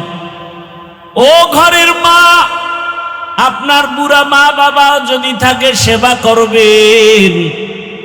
অনেক মায়ের খবর এমন জানি, স্বামীর ঘরে যাওয়ার পরে আর মা বাবার খেদমত করে না, খবরও নেয় না। তা যেন না হয়। ওরে নিজের মা বাবা যদি কবরে চলে যায়, ও পর্দার আড়ালের মা, শ্বশুর শাশুড়ির খেদমত করিয়ে। শ্বশুর শাশুড়ি যদি দোয়া করে, আপনার দুনিয়ার জীবন ধন্য হবে, হাসরের ময়দানেও সম্মানের চেয়ার পাবে। ও আম্মা জানেরা, আপনার মতো কত মা এখনো আছে, নামাজ ছাড়ে না, বেপরদায় চলে না, স্বামীর মাল নষ্ট করে না, খেয়ানত করে না। কয়দিন আর দুনিয়ায় বাঁচবেন? একটা ভালো সন্তানের মা হইয়া কবরে যান। ও আমার যুবক বাবারা, কয়দিন আর দুনিয়ায় বাঁচবা? আল্লাহর কাছে দোয়া করো, তওবা করো, মা বাবার খেদমত করে দোয়া নাও, শিক্ষকের দোয়া নাও, ওলামায়ে কেরামের দোয়া নিয়ে নবীর তরিকা মেনে চলো। তোমার মতো কত যুবক এখনো আছে মা বাবার দোয়া নিয়ে চলে, শিক্ষকের দোয়া নিয়ে, ওলামায়ে কেরামের দোয়া নিয়ে চলে। স্কুলে পড়ে নামাজ ছাড়ে না, কলেজে পড়ে নামাজ বাদ দেয় না, চাকরি করে নামাজ বাদ দেয় না, ব্যবসা করে নামাজ বাদ দেয় না। তুমি কেন পারো না রে বাবা? ইব্রাহিম নবী দোয়া করে চলে গেলেন, মা হাজেরা ইসমাইলের নিয়ে এখানে জীবন কাটাচ্ছেন। ও পর্দার আড়ালের আম্মা জান, হাজেরা আর ইসমাইলের রাইখে ইব্রাহিম নবী চলে গেলেন, কষ্টের জীবন শুরু হয়ে গেল। আপনার মতো কত মা আছে, স্বামী বিদেশে থাকে, স্বামী ঢাকায় থাকে, চাকরি করে, ব্যবসা করে। আপনি ঘরে থাইকা সন্তানকে লালন পালন করবেন, স্বামীর মাল হেফাজত করবেন। মা হাজেরা আল্লাহর ভয়, ইসমাইলের লালন পালনের জন্য যতটুকু পানি ছিল শেষ হয়ে গেল। এক পর্যায়ে দুধও নাই, বাচ্চা ইসমাইলের দুধও দিতে পারে না, মুখে জিহ্বাটা দিয়ে দেয়, পানি নাই। মা পাগলের মতো হয়ে গেল সন্তানকে বাঁচাবার জন্য। একবার সাফা পাহাড়ে দৌড়ায়, একবার মারোয়া পাহাড়ে দৌড়ায় সন্তান ইসমাইলের পানির জন্য। আল্লাহর কাছে এই দৌড় এত পছন্দ হয়ে গেছে, আম্মা জান হাজেরা আলাইহা সালাম 7 বার চক্কর দিয়া সাফা মারোয়ায় দৌড়ালেন। আল্লাহ জিব্রাইলের বলে, সাক্ষী থাক, কিয়ামত পর্যন্ত হাজেরার এই স্মৃতি আমি ধরে রাখার জন্য আইন করে দিলাম। বাইতুল্লাহ যারা হজে যাবে, ওই হাজেরার জায়গা সাফা মারোয়ায় যদি হাজী সাহেবরা দৌড় না দেয়, আমি কোন হাজির হজ কবুল করব না। মা হাজেরা কান্না করে, ইসমাইলের মুখে পানি দেওয়ার জন্য কোথাও পানি পাওয়া যায় না। হঠাৎ বাইতুল্লাহর কিনারায় আওয়াজ শুনে কে যেন হাজেরা বলে ডাকে। মা হাজেরা দৌড়ায় গিয়ে দেখেন মানবের আকৃতি, আল্লাহর ফেরেশতা জিবরাইল সেখানে হাজির হয়ে গেল। কি চাও? পানি চাই। পাখা দিয়া দানা দিয়া বাড়ি মারলেন, ইসমাইল নবীর পায়ের গোড়া থেকে পানি বের হওয়া শুরু হয়ে গেল। আম্মা জান হাজেরা পাথর দিয়া পানি আটকায় দিলেন, নিজে পান করলেন, সন্তানকেও পান করালেন জমজমের পানি। আজ ওই জমজমের পানি হাজার হাজার কোটি মিলিয়ন ট্রিলিয়ন বিলিয়ন পানি লিটার হাজী সাহেবরা নেয়, জমজমের পানি বাড়েও না কমেও না। সাহাবায়ে কেরাম নবীকে প্রশ্ন করলেন, হে রহমতের নবী, জমজম কূপের পানির তলা কোথায়? কমেও না বাড়েও না। নবী বলেন, জমজম কূপের পানির সংযোগ হলো হাউজে কাউসারের সাথে। দুনিয়াতে এমন সুন্দর বিশুদ্ধ পানি নাই, যেই পানি পান করলে পিপাসার সাথে ক্ষুধাও নিবারণ হবে। একমাত্র জমজমের পানি, যে পানি পান করলে শুধু পিপাসা নিবারণ হয় না, ক্ষুধাও নিবারণ হয়। শুধু ক্ষুধা নিবারণ হয় না, কঠিন রোগ থেকে আল্লাহ তাকে মুক্তি দান করেন। পানি পান করলেন, স্বাভাবিক জীবনে ফিরে আসলো। ইসমাইল বড় হতে লাগলো। হতে হতে যখন 14 বছর হয়ে গেল, কম বেশি ঐতিহাসিকরা লিখলেন, ইসমাইল যখন বড় হয়ে গেল, পরীক্ষা। ইব্রাহিম নবী স্বপ্নে দেখতেছেন, আল্লাহ দেখাচ্ছেন, তোমার কলিজার আপন বস্তু তুমি কোরবানি করো, জবাই করো। এই স্বপ্ন 3 দিন দেখার পরে সিদ্ধান্ত নিলেন, আল্লাহর হুকুম বোধহয় ইসমাইলকে জবাই করার জন্য। বাবা হইয়া সন্তানকে জবাই করার জন্য ছুরি নিয়ে হাতে রেডি হয়ে গেলেন, জবাই করবে। আল্লাহ ডাইরেক্ট বলে নাই ইসমাইলের জবাই করো, আল্লাহ স্বপ্নে দেখাইছে তোমার আপন বস্তু তুমি জবাই করো। ইব্রাহিম নবী প্রথম দিন উট জবাই করলেন, দ্বিতীয় দিন উট জবাই করলেন, বুঝতে পারেন নাই। শেষ পর্যন্ত ইসমাইলের জবাই করার জন্য রওয়ানা। ইব্রাহিম নবী বাইতুল্লাহর কিনারায় গিয়া হাজির হয়ে গেলেন। এখন তাকায় দেখে, আরে যখন বাড়ি ছিল না, এখন বাড়ি ঘর, মানুষের অভাব নাই, কত বসতি, কত ফসল চলতেছে, বাড়ি ঘরের অভাব নাই। খুঁজতে খুঁজতে গিয়া নিজের ইসমাইলের ঘর খুঁজা হাজেরার ঘরে ডাকলেন, ইসমাইল কই? কত বছরের বিরহের বেদনা মায়া, একটা সন্তান বিদেশ থাকে, ওই সন্তান জানে না যে মা কোরবানির গোশত মুখে দেয় না সন্তানের চিন্তায়। অন্যদের মা গোশত পাকায় পাকায় খাওয়ায়, কিন্তু নিজে খায় না, সন্তানের মায়ায় পড়ে আছে। আমি যদি ভালো খাই, আমার সন্তানটা না জানি না খেয়ে কষ্ট পাচ্ছে। মা পাগলের মতো থাকে। ঢাকায় থাকলে মা বারবার বলে একটু বাড়ি আয়, কোরবানির সময় গোশত খেয়ে যাও, আমি মা তোমারে ছাড়া খেতে পারি না। একটা মা সন্তানের জন্য এত পাগল। সন্তান যদি বুঝতো, জীবনে মায়ের চোখের দিকে তাকাইয়া রাগ মেজাজ দিয়ে কথা বলতো। অথচ কত মায়ের কলিজায় ব্যথা, সন্তান মাকে কষ্ট দেয়, কথা শুনে না। ও আমার কলিজার যুবক বাবারা, ওই মায়ের দোয়া নিতে চাইলে বিনয়ের সাথে ক্ষমা চাইয়ে তওবা করো। মা হাজেরা ঘরের মধ্যে ইসমাইল খেলতেছে, ইসমাইলের ঘরের মধ্যে নিয়া বহুদিনের বিরহের বেদনার কান্না, হাজেরার চোখে পানি, ইসমাইলের চোখে পানি, বাবার চোখে পানি। ইব্রাহিম নবী বলে, হাজেরা দেরি করা যাবে না, তাড়াতাড়ি রেডি করে দাও, ইসমাইলের নিয়ে মালিকের দাওয়াতে যাব। মা হাজেরা বুঝতে পারেন নাই, কোথায় জানি দাওয়াতে যাবে দুনিয়ার কোন মালিক, দুনিয়ার কোন বাদশা দাওয়াত দিছে। আসল মালিক আল্লাহ দাওয়াত দিছে। ইব্রাহিম নবী হিকমতে কথা ঘুরায় বললেন, মা হাজেরা বুঝতে পারলেন না।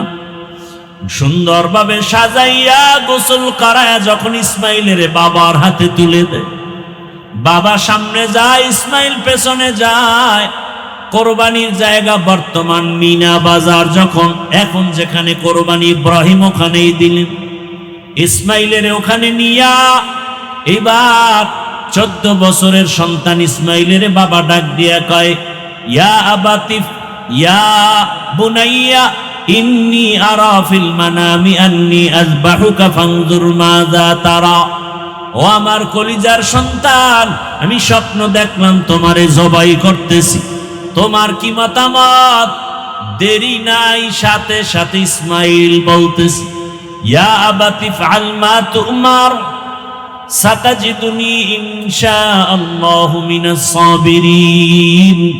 ও বাবা, তাড়াতাড়ি স্বপ্নের কাজটা করে ফেলেন, ইনশাআল্লাহ ধৈর্য ধারণকারীদের মধ্যেই আমাকে পেয়ে যাবেন।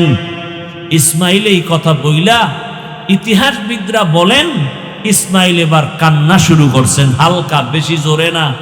আবার যদি জবাই না হয়, আল্লাহর কাছে কি জবাব দিব? বিনয়ের সাথে একটু বললেন, কান্না জড়িত কণ্ঠে, বাবা, এই কথা যদি আমাকে বাড়িতে বলতে, আমার দুঃখিনী মা এত কষ্ট করে আমাকে বড় বানাইলেন, লালন পালন করলেন, আপনি ছিলেন না, ওই মায়ের কাছ থেকে একটু বিদায় নিয়ে আসতাম। যদি বাড়িতে বসে বলতেন, বলেন নাই, দুঃখ নাই। বাড়িতে যাওয়ার পরে যদি মা দেখি ইসমাইল নাই, মা পাগলের মতো হয়ে যাবে, ইসমাইল ইসমাইল বলি। আপনি আমার মাকে সালাম দিবেন আর সান্ত্বনা দিবেন। আমার মা যদি আমারে না দেখে কান্না করে, আপনি মায়ের সাথে রাগ করবেন না। আমার মাকে সান্ত্বনা দিয়ে বলবেন, ইসমাইল তোমারে সালাম পাঠাইছে, আর হাসরের ময়দানে তোমার সন্তানের সাথে মোলাকাত হয়ে যাবে জান্নাতে। আব্বা জান, আমারে জবাই করার জন্য উপর করে শোয়া দেন, আপনার চোখে রুমাল দিয়া বাঁধেন, কারণ জবাই করার সময় যদি মায়ার নজর লাগে আর জবাই করতে পারবেন না রে বাবা। আমার হাতে পায়ে রশি দিয়া বাঁধেন, কারণ জবাই করার সময় যদি হাতে পায়ে নড়াচড়া লাগে, আপনি সহ্য বেয়াদবি হবে, আল্লাহ রাগ করবে। ইসমাইল শুইয়া পড়লেন, ইব্রাহিম ছুরি নিয়া ইসমাইলকে জবাই করবে। আল্লাহ অর্ডার করলেন, ছুরি, আমার ইসমাইলের একটা পশমের যেন কোনো ক্ষতি না হয়। ইব্রাহিম নবী ছুরি চালালেন, বিসমিল্লাহ আল্লাহু আকবার বলে ইসমাইলের গলা কাটে না। ইসমাইলের উঠাইয়া দ্বিতীয়বার আবার পরীক্ষার জন্য পাথরে আঘাত করলেন, দেখে পাথর টুকরো হয়ে গেল। এইবার সিদ্ধান্ত নিলেন, ইসমাইল শুইয়া পড়ো, রক্ত হাতে না লাগা পর্যন্ত তোমাকে আমি ছুরি চালানো বন্ধ করব না। কেমন বাবা, কেমন সন্তান, আল্লাহর হুকুমের জন্য নিজেদেরকে বিলীন করে দিলেন। এমন মা, এমন বাবা, এমন সন্তান দুনিয়াতে পাওয়া বড় কঠিন। আজকে অনেক বাবা নামাজ পড়ে, সন্তানটা নামাজ পড়ে কিনা খবর নাই। আবার অনেক সময় দেখি সন্তান নামাজ পড়ে, বাবায় নামাজের খবর নেয় না। সন্তান দাড়ি রাখতে চায়, বাবা দাড়ি রাখাটারে পছন্দ করে না। ও মা, ও বাবারা, এমন সন্তান দুনিয়াতে কেন নিলেন যে সন্তান দিনের পথে চলবে না? এখনো সময় আছে, তওবা করেন। ইব্রাহিম নবীর মতো বুড়া বাবারাও তৈরি হয়ে যান। জীবনে গুনাহ করবেন না, দাড়ি কাটবেন না, আল্লাহর হুকুম নবীর তরিকা মেনে চলবেন, ওলামায়ে কেরামের দোয়া নিয়ে চলবেন। মা বোনদের বলবো, হাজেরা আলাইহিস সালামের মতো একজন ত্যাগী মা হয়ে যান। সন্তানটাকে কোরআন পড়নেওয়ালা নামাজি ডাক্তার বানাবেন, ইঞ্জিনিয়ার বানাবেন, নামাজি কোরআন পড়নেওয়ালা ইঞ্জিনিয়ার বানাবেন। সন্তানটারে জেনারেল লাইনে পড়াবেন, আগে কোরআন পড়ায়া নামাজি বানায়া দেন, ডাক্তার হলো জীবন ধন্য। সন্তানটা ইঞ্জিনিয়ার হলেও জীবন ধন্য, ওসিডিসি হবে জীবন ধন্য, এমপি হবে জীবন ধন্য। এরে আম্মা জান আর যুবকদের বলবো, রে যুবক, ইসমাইল নবীর মতো আল্লাহর মোহাব্বতের ত্যাগী হয়ে যাও আর আল্লাহর কাছে তওবা করো। জীবনে কত দাড়ি কাটলা, বেপরদায় চললা, মোবাইল চালায় গুনাহ করলা। আজকে থেকে তওবা করো, মরিয়া গেলে আর দাড়ি কাটবা না, নামাজ ছাড়বা না, মোবাইলে গুনাহ করবা না। মা বাবার দোয়া নিয়া, শিক্ষকের দোয়া নিয়া, উলামায়ে কেরামের দোয়া নিয়া, নবীজির আদর্শ মেনে চলবা। তওবা করার মতো যদি নিয়ত হয়, দুটো হাত আমার আল্লাহকে দেখায় দাও। আয় আল্লাহ, হাতগুলো কবুল করে নিন, তওবা কবুল করে নেন। তওবার উপরে মজবুত হইয়া নবীর তরিকা মেনে, উলামায়ে কেরামের পরামর্শ নিয়া, মা বাবার দোয়া নিয়া চলার তৌফিক দান করেন, আমিন। আলহামদুলিল্লাহি রাব্বিল আলামিন, ওয়াসসালাতু ওয়াসসালামু আলা সাইয়্যিদিল আমবিয়া ওয়াল মুরসালিন ওয়া আলা আলিহি ওয়া আসহাবিহি আজমাইন। ইয়া আরহামার রাহিমিন, ইয়া আরহামার রাহিমিন, ইয়া আরহামার রাহিমিন। রাব্বিরহামহুমা কামা রাব্বায়ানি সগীরা। আল্লাহুম্মা ইন্নাকা আফুউন কারীম, তুহিব্বুল আফওয়া ফা'ফু আন্না। আল্লাহুম্মা ইন্না নাউযু বিকা মিনাল বারাসি ওয়াল জুনুনি ওয়াল জুযামি ওয়া সাইয়্যিল আসকাম। আল্লাহুম্মা ইন্না নাসআলুকা ইলমান নাফিআ ওয়া রিজকান ওয়াসিআ। চিনাও যায় না বাতিলকে, কারণ স্বর্ণের কালার, সিটিগোল্ডের কালার একই কালার। সিটিগোল্ড চিনেননি? এর দোনোটার কালার কি এক, ডিজাইন, দাম এক। এই হক টুপিওয়ালা আর বাতিলকে চিনবেন কি করে? সব তো এক, বরং আমাদের থেকে তাদের পাগড়ির বহর বড়, চেহারা অনেক সুন্দর, অথচ তাজা ভণ্ড। আউযুবিল্লাহও পারে না, বিসমিল্লাহও পারে না, চেহারা সুন্দর, পাগড়িও লাগায়, বহর বড়, 22 হাত, আমগো পাগড়ি 5 হাত। আর আমার সোনার বাংলাদেশে ইসলাম নিয়ে টালবাহানা আর বিতর্ক যেই পরিমাণ চলে, পৃথিবীর কোন রাষ্ট্রে ইসলাম তথা ধর্ম নিয়ে এত বিতর্ক চলে না। কেন? আমার দেশের মানুষ আলেমকে বেশি মহব্বত করে। দেখেন কোরবানিতে ভেজাল কি, বিতর্ক কি, বলে কোরবানির ভাগে আকিকা দেওয়া যাবে কিনা, এ নিয়ে বিতর্ক আছে না নাই? আপনারা কোনো বিতর্কে জড়াবেন না, বিশ্বাসের সাথে আগায় যাবেন। আমাদের সামনে কোনো বাতেল পিছনে যা বলুক সামনে দাঁড়ায় কথা বলার সাহস নাই ইনশাআল্লাহ। আজও পর্যন্ত সামনে আসে নাই, পিছনে হামতাম করছে, বাহাদুরি করছে, বুলি দিছে, চিৎকার দিছে, তারিখ মতো নাই। এই বাংলাদেশ বারবার তা প্রমাণ করে দেখেছে। কারণ কি? আল্লাহর ওয়াদা, জাআল হক ওয়া যাহাকাল বাতিল ইন্নাল বাতিলা কানা যাহুকা। হক আসলে বাতিল পালায় যাবে।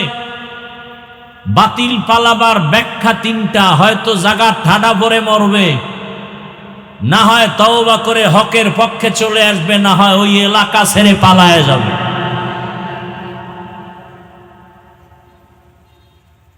বয়ান করা আর শোনা সব মালিকের পক্ষ থেকে। আপনাদের কিছু অন্তরের আগ্রহ আর দোয়া দরকার, না হয় আগানো যায় না। আমি এমনি বলি নাই, কারণ এত সুন্দর একটা আয়োজনকে ডিস্টার্ব করবে। ওরে উচিত বেতের বাড়ি দিয়া সাইজ করা, তো অত দূর যাওয়া লাগবে না, আস্তে 2-3 জনে ধইরা জায়গায় শোয়ে ফেলবেন যে তুই এখানে ঘুমা, বেদবি করিস না, এত সুন্দর মাহফিল ডিস্টার্ব করে বেয়াদবি করিস না। কারণ বেয়াদব আল্লাহর রহমত থেকে বঞ্চিত। আমি আয়াত ও হাদিস পড়েছি, তার ভূমিকা আমি টানতেছি, তরজমা এখনো বলি নাই। আদম নবী ভারতে আসছেন, ভারতের মধ্যে আজ আমার মুসলমানদের উপরে জুলুম চলতেছে। এটা নতুন কিছু না। ব্রিটিশ বেঈমানরা দখল করে হাজার হাজার হাজার আলেমকে ফাঁসি দিয়ে দিল্লি কলকাতার গাছের সাথে লাশ ঝুলিয়ে রেখেছিল। এটা নতুন ইতিহাস নয়। হাজার হাজার মাদ্রাসাকে তালাবদ্ধ করে দিয়েছিল। অন্যায়কে আমরা অন্যায় বলে প্রতিবাদ জানাবো, বিচারের দাবি জানাবো। তার মানে স্কুলে অন্যায় করেছে স্কুল বন্ধ করে দাও, এটা নয়। অন্যায়কারীকে বিচারের আওতায় এনে প্রয়োজন হলে তদন্ত সাপেক্ষে ফাঁসি দাও। মাদ্রাসায় অন্যায় করেছে, অন্যায়কারীকে অন্যায়কারী বলবো, মাদ্রাসা বন্ধ করব, এটা সঠিক কথা হতে পারে না। কি ভাই? পয়গম্বর আদম আলা নবিয়িনা ওয়া আলাইহিস সালাতু ওয়াস সালাম আরাফার ময়দানে গিয়া আম্মাজান হাওয়ার সাথে মোলাকাত হয়ে গেল, সংসার শুরু হলো। 2 জন বছরে বছরে সন্তান দিতে থাকলেন, ছেলে একজন মেয়ে একজন। পরের বছর আবার 2 সন্তান, এক ছেলে এক মেয়ে। আগের বছরের ছেলে পরের বছরের মেয়ের সাথে বিবাহ। কথাটা বুঝে থাকলে বলুন তো, কোন বাবার ছেলের সাথে কোন বাবার মেয়ের বিয়া? বলে ভিন্ন ভিন্ন বাবা না একই বাবা? এই কানুন, এই নিয়মটা আগামীকাল আপনারাও শুরু করেন যে আমাদের ভাই বোনদের বিয়া হয়ে যাবে, বাহিরে দেওয়ার দরকার কি? ঝামেলা, কোন ছেলে কেমন বুঝি না, অতএব আপন ছেলের কাছে আপন মেয়ে বিয়া দেই। বলে সমস্যা? কোনো সমস্যা নাই, এটা আদম নবীর যুগেও ছিল। আগামীকালকে থেকে নিয়ম চালু করা যাবে কি? আপনার বিবেক দিয়ে বলেন, যাবে? কথাটা কেন বলছি জানেন? অনেকে আদম নবী করছে, আমরা করলে অসুবিধা কি বইলা? ফেরেশতারা আদমরে সিজদা দিছে, আমরা পীরেরে সিজদা দিলে অসুবিধা কি? সেই জবাব দিলাম। এটা যদি না পারা যায়, সেটা পারেন কেন? ডাল মে কুছ কালা হ্যায়, ধান্দাবাজি আর কিছু না। তাই ইসলাম না, ধান্দাবাজ। সিজদা পাবেন আল্লাহ, কোন গায়রুল্লাহ সিজদা পাবে? আদম আলাইহিস সালামের এক সন্তান শীস আলাইহিস সালাম,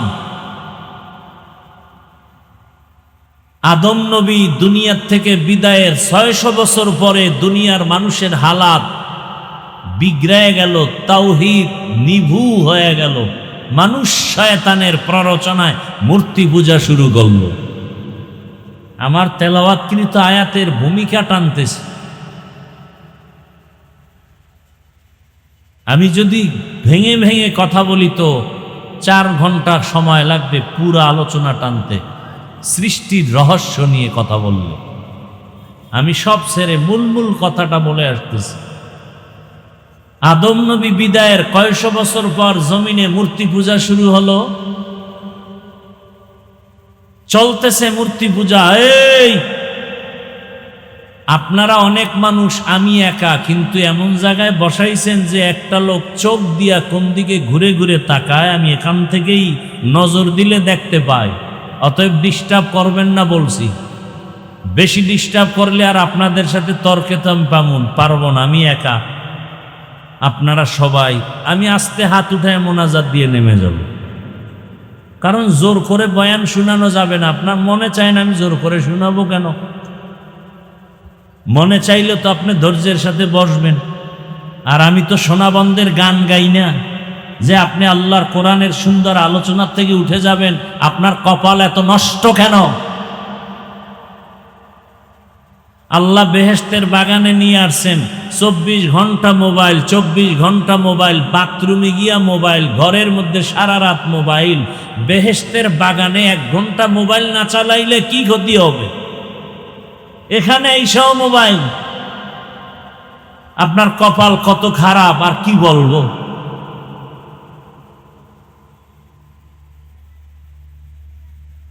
ধ্বংস করে ফেলেছে মোবাইল, এরপরও আপনি সোজা হন না।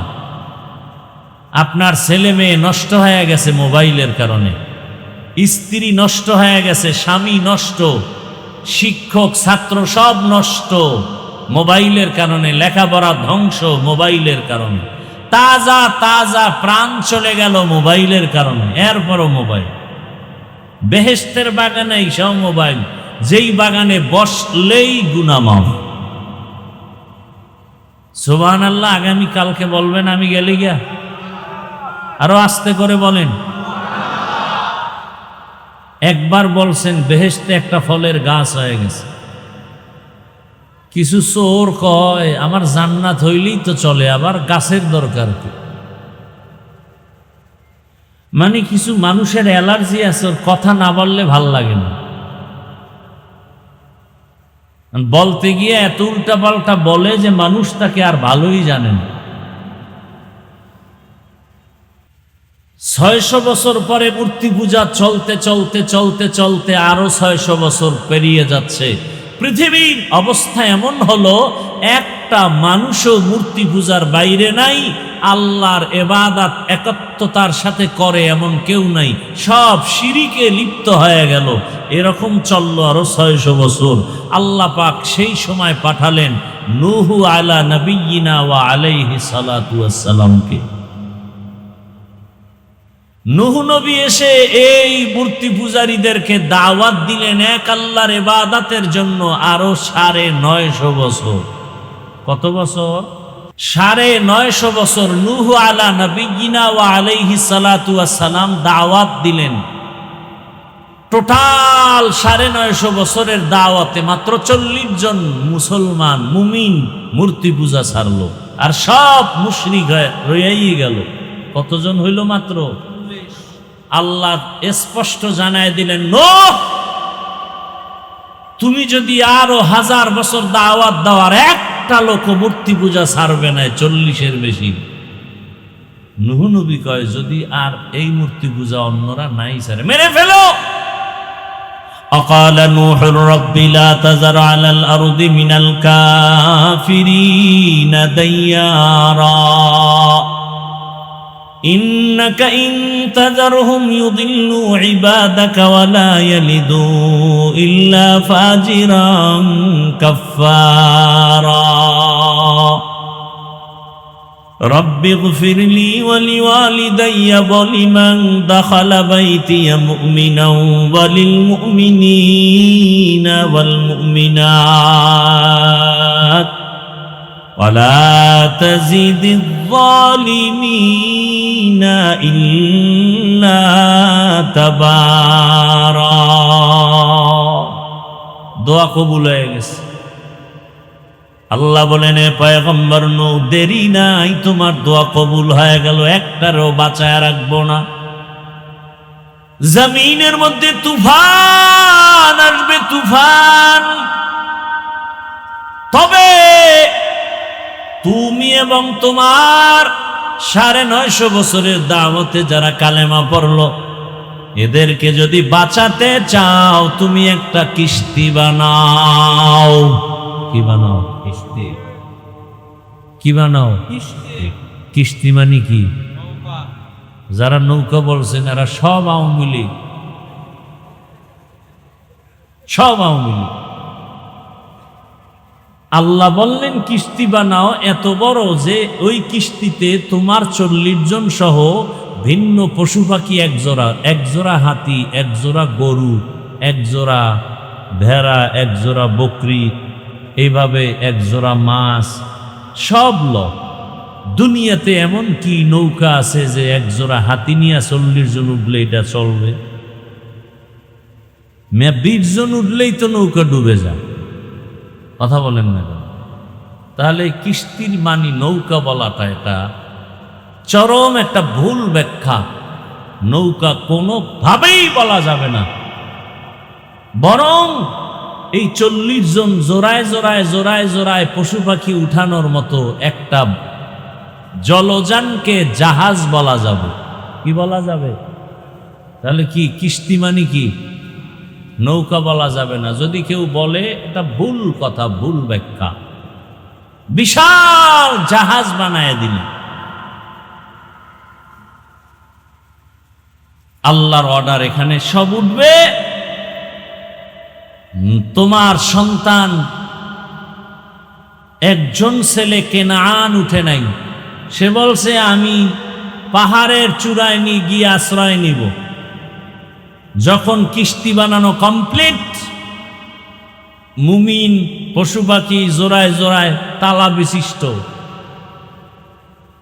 আল্লাহ তুফান দিলেন, পানি বন্যা, মহাপ্লাবন,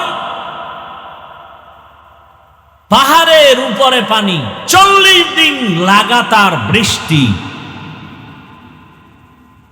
নিচের পানিও বাড়ে, উপর থেকেও পানি বাড়ে। পৃথিবীটা মেচাকার হয়ে গেল, সমতল ভূমিতে পরিণত হয়ে গেল। ৪০ দিন পরে বৃষ্টি কমে পানি টানলো, সব মানুষ মরে গেল। কিস্তি জুদি পাহাড়ে গিয়ে দাঁড়ালো, ওখান থেকে সব নামলো, নতুন করে জমিন আবাদ শুরু হলো। এজন্য নূহ নবীকে বলা হয় দ্বিতীয় জাতির পিতা, দ্বিতীয় আদি পিতা, আবুল বাশারে সানি। প্রথম আবুল বাশার আদম, দ্বিতীয় আবুল বাশার নূহ। আল্লাহ পাক নূহ নবীকে দিয়া জমিনকে নতুন করে আবাদ করলেন। ওই ৪০ জনার কোনো সন্তানাদি আর হয় নাই। আল্লাহ নূহ নবীর ৩ সন্তান দিয়া এই জমিন সাজালেন। সাম, হাম, ইয়াফাস, এই 3 সন্তান দিয়া দুনিয়া সাজলো। এই সাম, হাম, ইয়াফাস, ঐতিহাসিকরা লেখেন সামের বংশে নূহ নবীর বিদায়ের ১০০০ বছর পরে আসলেন ইব্রাহিম আলাইহিস সালাম। আমার ঘটনা, হজের মাস শুরু হবে তো কোরবানি নিয়ে আলোচনা, ইব্রাহিম নবীর ভূমিকা টানতেছে।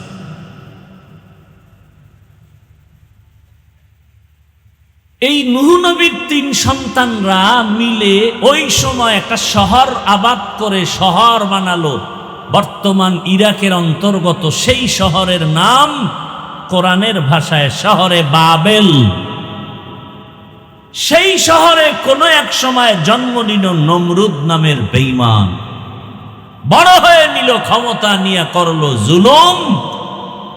জুলুমের এক পর্যায়ে নমরুদ স্বপ্ন দেখে একটা আগুন উঠে পুরা বাবেলকে জ্বালায়া ছাই করে দিতেছে, কান্না করে ভয়ে উঠা গণকদের ডাকে, কি দেখলাম? গণকরা বলে, তোমার শনি দেখছো, শনি। বলে তা কি? বলে এক পুত্র সন্তান আসবে, তোমার খোদাগিরি সব ধ্বংস করে দিবে। সেই সন্তানকে কে?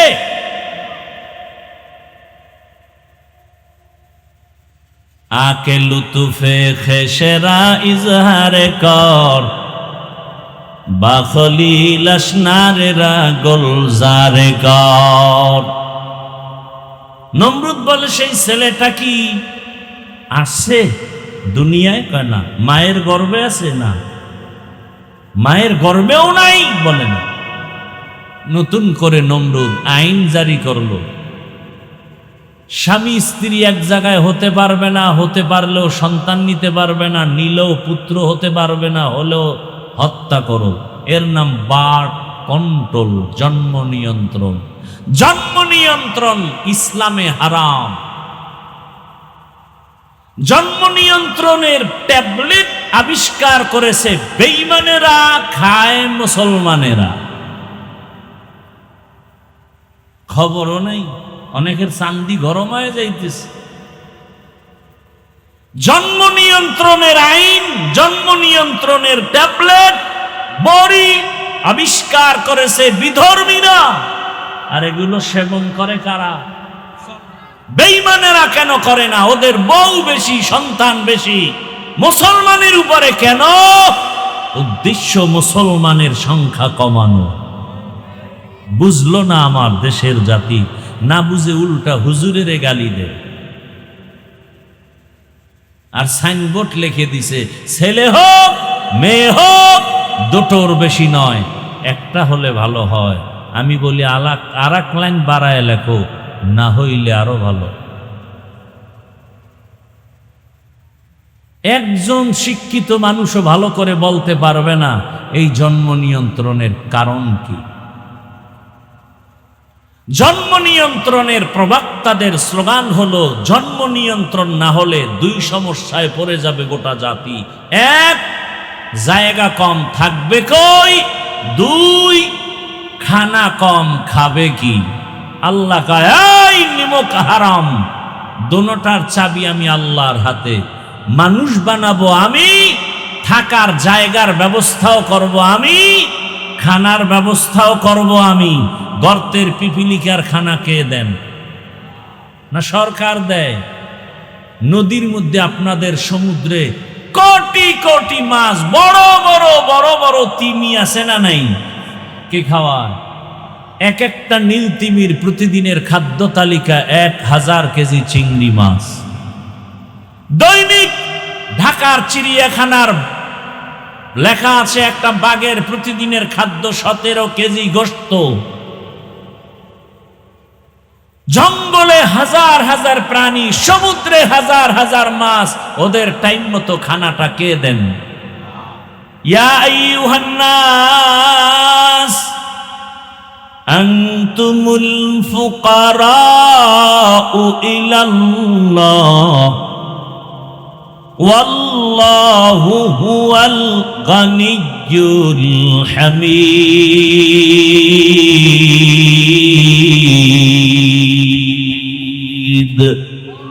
गर तवक्कुल मी कुनिहार सुबह शाम मीरा सानद रिस्क तू अजला मकाम जुज़बा हक़ची जे मखाज इंसो जा फजले उ आमस्ते दर जुमला जहा। আল্লাহ বলেন, মানুষ তোমরা সবাই ফকির, আমি আল্লাহ শুধু ধনী। আমি আল্লাহ শুধু ধনী না, প্রশংসিত ধনী। দুনিয়ার সব ধনীদের বদনাম আছে, আল্লাহ এমন ধনী যার বদনাম। দুনিয়ার ধনীদের বদনাম কি? দেয় 5 টাকা, মাস্তানি করে 50 টাকা। কথা বলেন না কেন? মসজিদে মাদ্রাসায় দান করে 50,000, চাপাবাজি করে মাদ্রাসা আমি করে দিছি। এরকম চাপাবাজ আছে না নাই? দিবে দিবে বলে আপনাদের বলে সব দেওয়া হবে, বিদ্যুৎ দেওয়া হবে, আরামে এসিতে ঘুম পাড়ায় দেওয়া হবে, নিজে কেউ খাবে না, হবে না, তা হবে না বলে, কিন্তু সব নিজে খায়, অন্যের খবরও নেন। এরকম চাপাবাজ আছে না নাই?